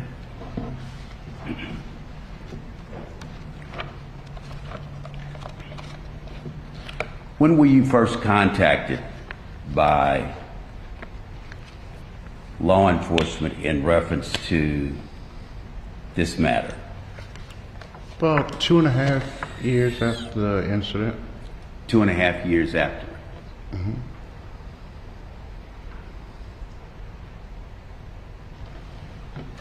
And who was the first person that contacted you? I don't recall his name. It was 2 people. Beg your pardon? I don't recall their name. It was 2 people, a man and a woman. Where did they contact you at? I was living on the east side at that time, and they came to my home. Well, you have to pardon me because I'm not familiar with the east side. Are you talking east side about of Kalamazoo? Kalamazoo? Yes. Okay. So they came to your house? Yes. Okay. And did you give an interview to this man and this woman that's from the law enforcement at your house? I didn't have a choice, yes. What do you mean you didn't have a choice? I was served with a first-degree premeditated murder subpoena. To do what? To testify, to come to court. So before you came to court and testified, you were interviewed by these 2 individuals? Yes. They served me with the subpoena, and then they asked if they come into my home. So you were served with a subpoena, and then you was interviewed on the same date, the same time, at your house, right? Yes. Were you afraid? Yes. What were you afraid of? The unknown. Okay. Afraid of the unknown.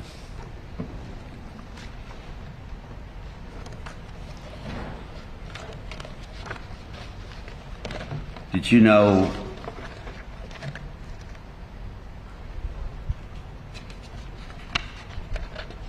of any incident that involved a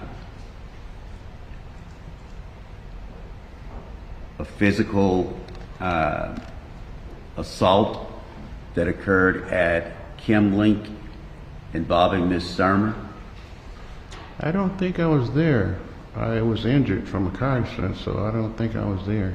I don't know if it was, are you asking before or after? There was a lot of chaos constantly, so I don't know what time phrase are you referring to. So you say there was a lot of chaos? Yes. But no chaos between you and Ms. Stermer, is that what you're saying? No. It was chaos between who? Her and Kate. Her and who? Kate, her friend. Would that be Kate Fox? Yes. And you knew her? I knew of her as a coworker. I didn't know her. Did you work with her also? I didn't work with her. We worked at the same place. Same company, I should say. Is she the person that got Miss Stermer the job? No. Okay. So you didn't witness any physical assault. You just heard about some chaos. Is that right? Yes.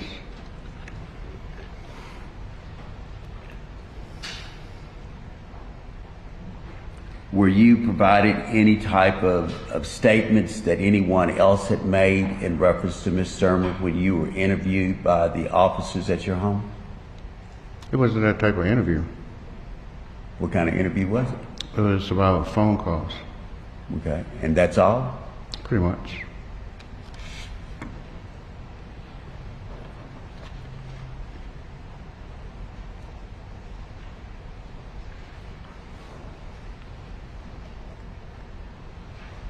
They did ask you about how the fire started, right?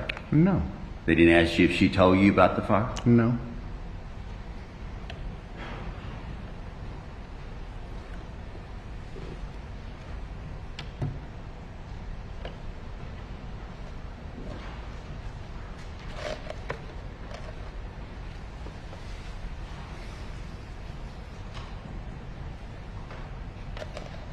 You sure? I'm positive.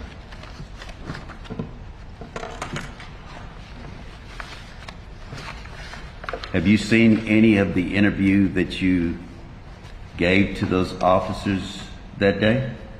No. You've never seen the interview? It was in my home. I didn't know it was an interview.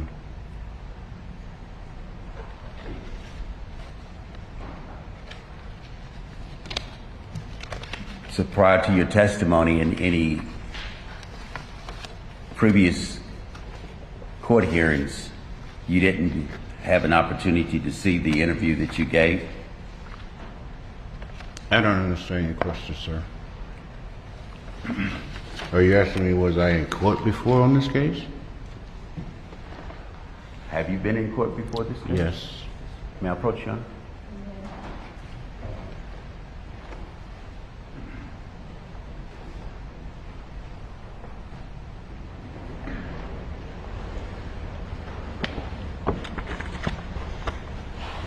It's part of the statement. Did you read that to see if you remember that statement?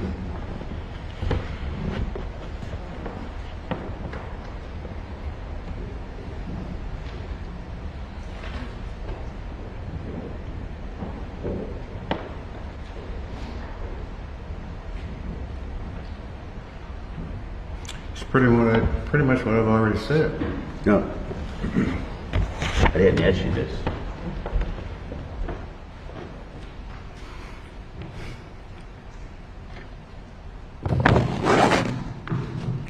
So my question is, when I asked, did you remember the interview?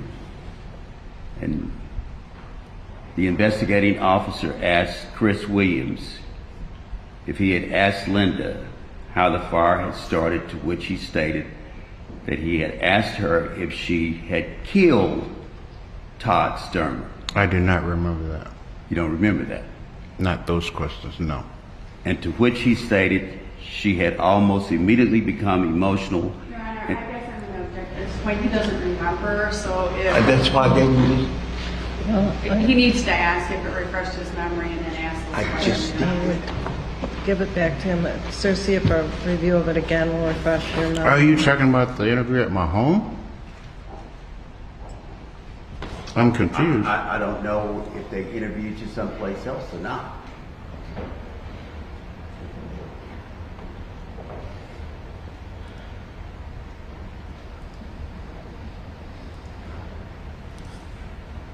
I don't remember him asking me everything about her killing him.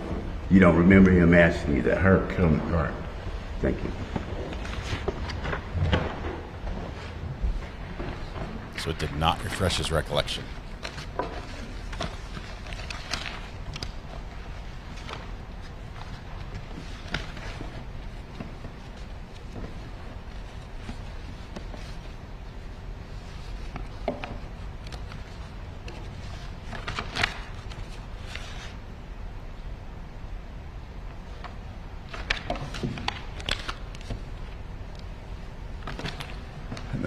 Could I have just a second, Judge?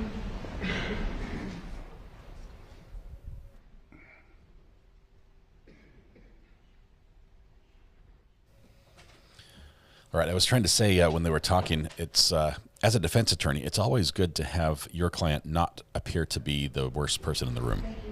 I just have a quick clarifying. It'll be fast. Is it fair to say that that first day you were working on the line together, you guys were flirting? What? Was it fair to say on that first day on the line that you worked side by side, you guys were flirting? Yes. And that's when she started calling you right away after she got your number? Yes. And you were asked by the defense attorney if you guys hung out at breaks together, if you had meals together at lunch while you were at work, and your answer was no. Is that correct? Yes. Were you worried about hanging out with a married woman at work? Yes. We wasn't hanging out at work because no one knew. So it was a secret? Yes. You said most of the time you were riding around, joyriding, or going maybe to Grand Rapids one time. So over the 6 to 8 months, is it fair to say that most of the time you guys were at your house? Yes. And that's where you guys were having sex? Yes. And you were single? Yes. You weren't married? No. Do you want to be here today? No. You want to be talking about this? I don't have a problem with it. You want to be talking about having sex with the defendant? No. Is it easy? No. I have no further questions, Your Honor. Mr. Kelly, any further questions?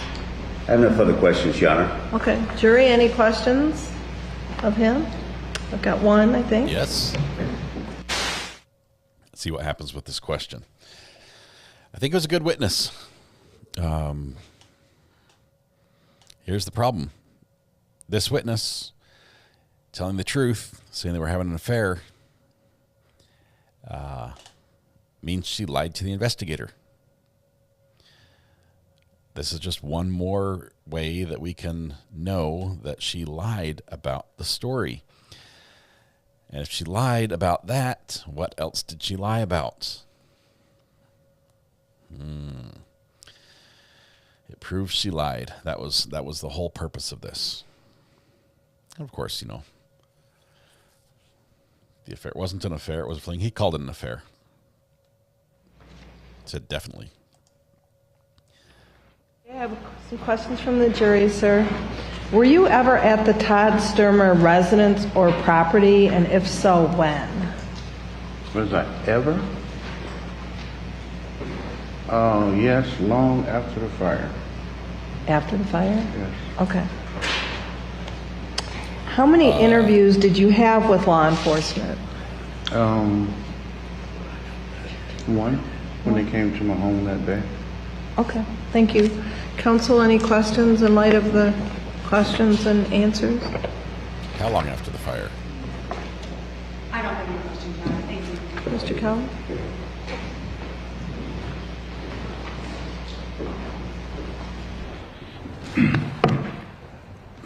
Mr. Williams, why would you be at the home that had burned down? I don't know. That's a good question. We were just out one day, and she decided to take me there. Oh, you went with Linda?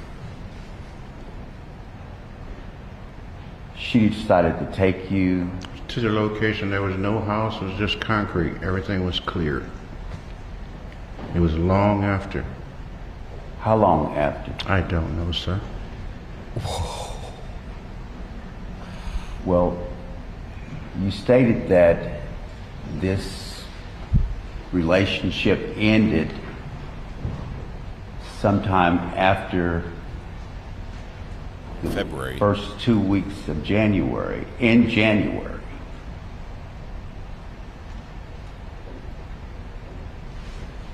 So Yes. was it in January? It was in the summer. 2007? It was in the summertime. It was long after. So was it? We were not in relationships, and we're not in a relationship. We kept in communication. We were still communicating right before the officer came to my home. But two and a half years later.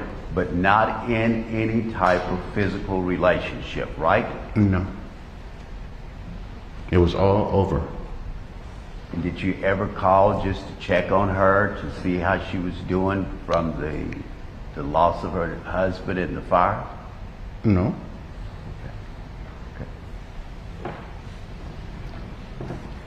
Sometime way after the burning of the house, you went out to see the property. Yes. Okay. Maybe a year and a half later. Yes. Maybe 2 years later. Maybe. Okay. Thank you. What did she say? Did she call you and want to take you out there? I don't know exactly how it happened, but it happened. And so you went with her out to that property? Yes. I have no other questions. Thank you. What did she Mr. say? Kelly, any more? None yet. Jury, any other questions? No? May he be excused from his subpoena, counsel? I would ask that he please be excused from subpoena, Your Honor. Have no objection, Your Honor. Okay, thank you, sir. You're all done. Jury, we'll take our lunch break until 1:15, and remember not to discuss the case with each other or anyone else or to view any media coverage.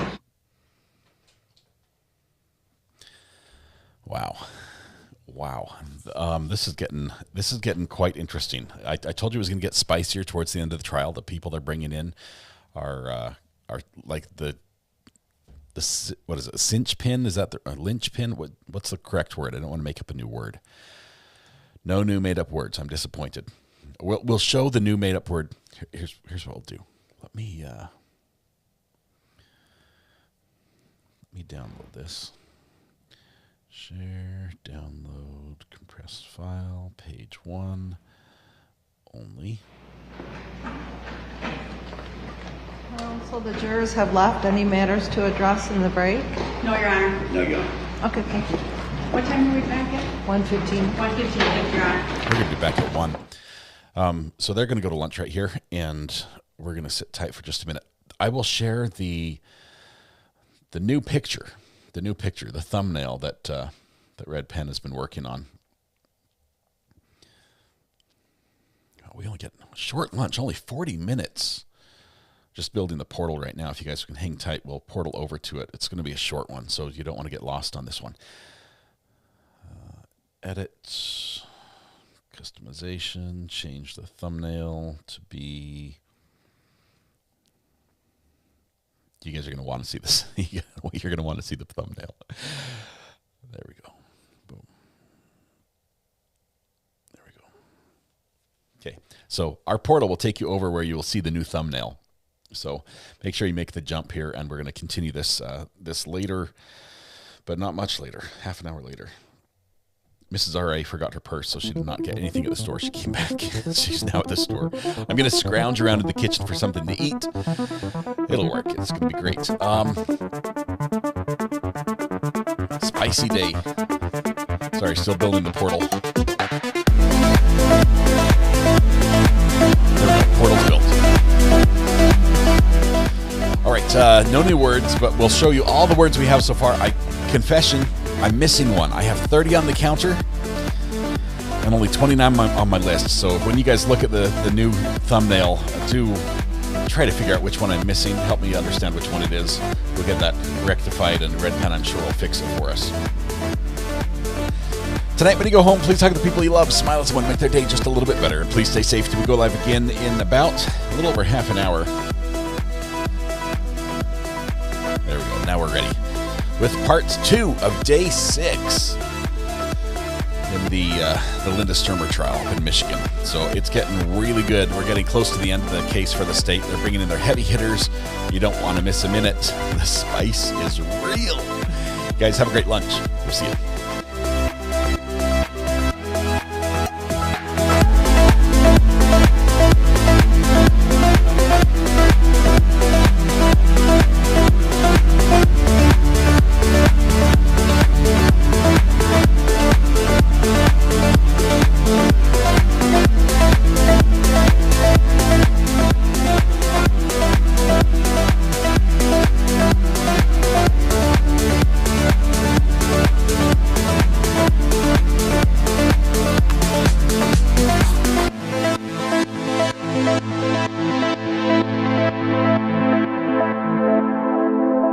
bigger than you.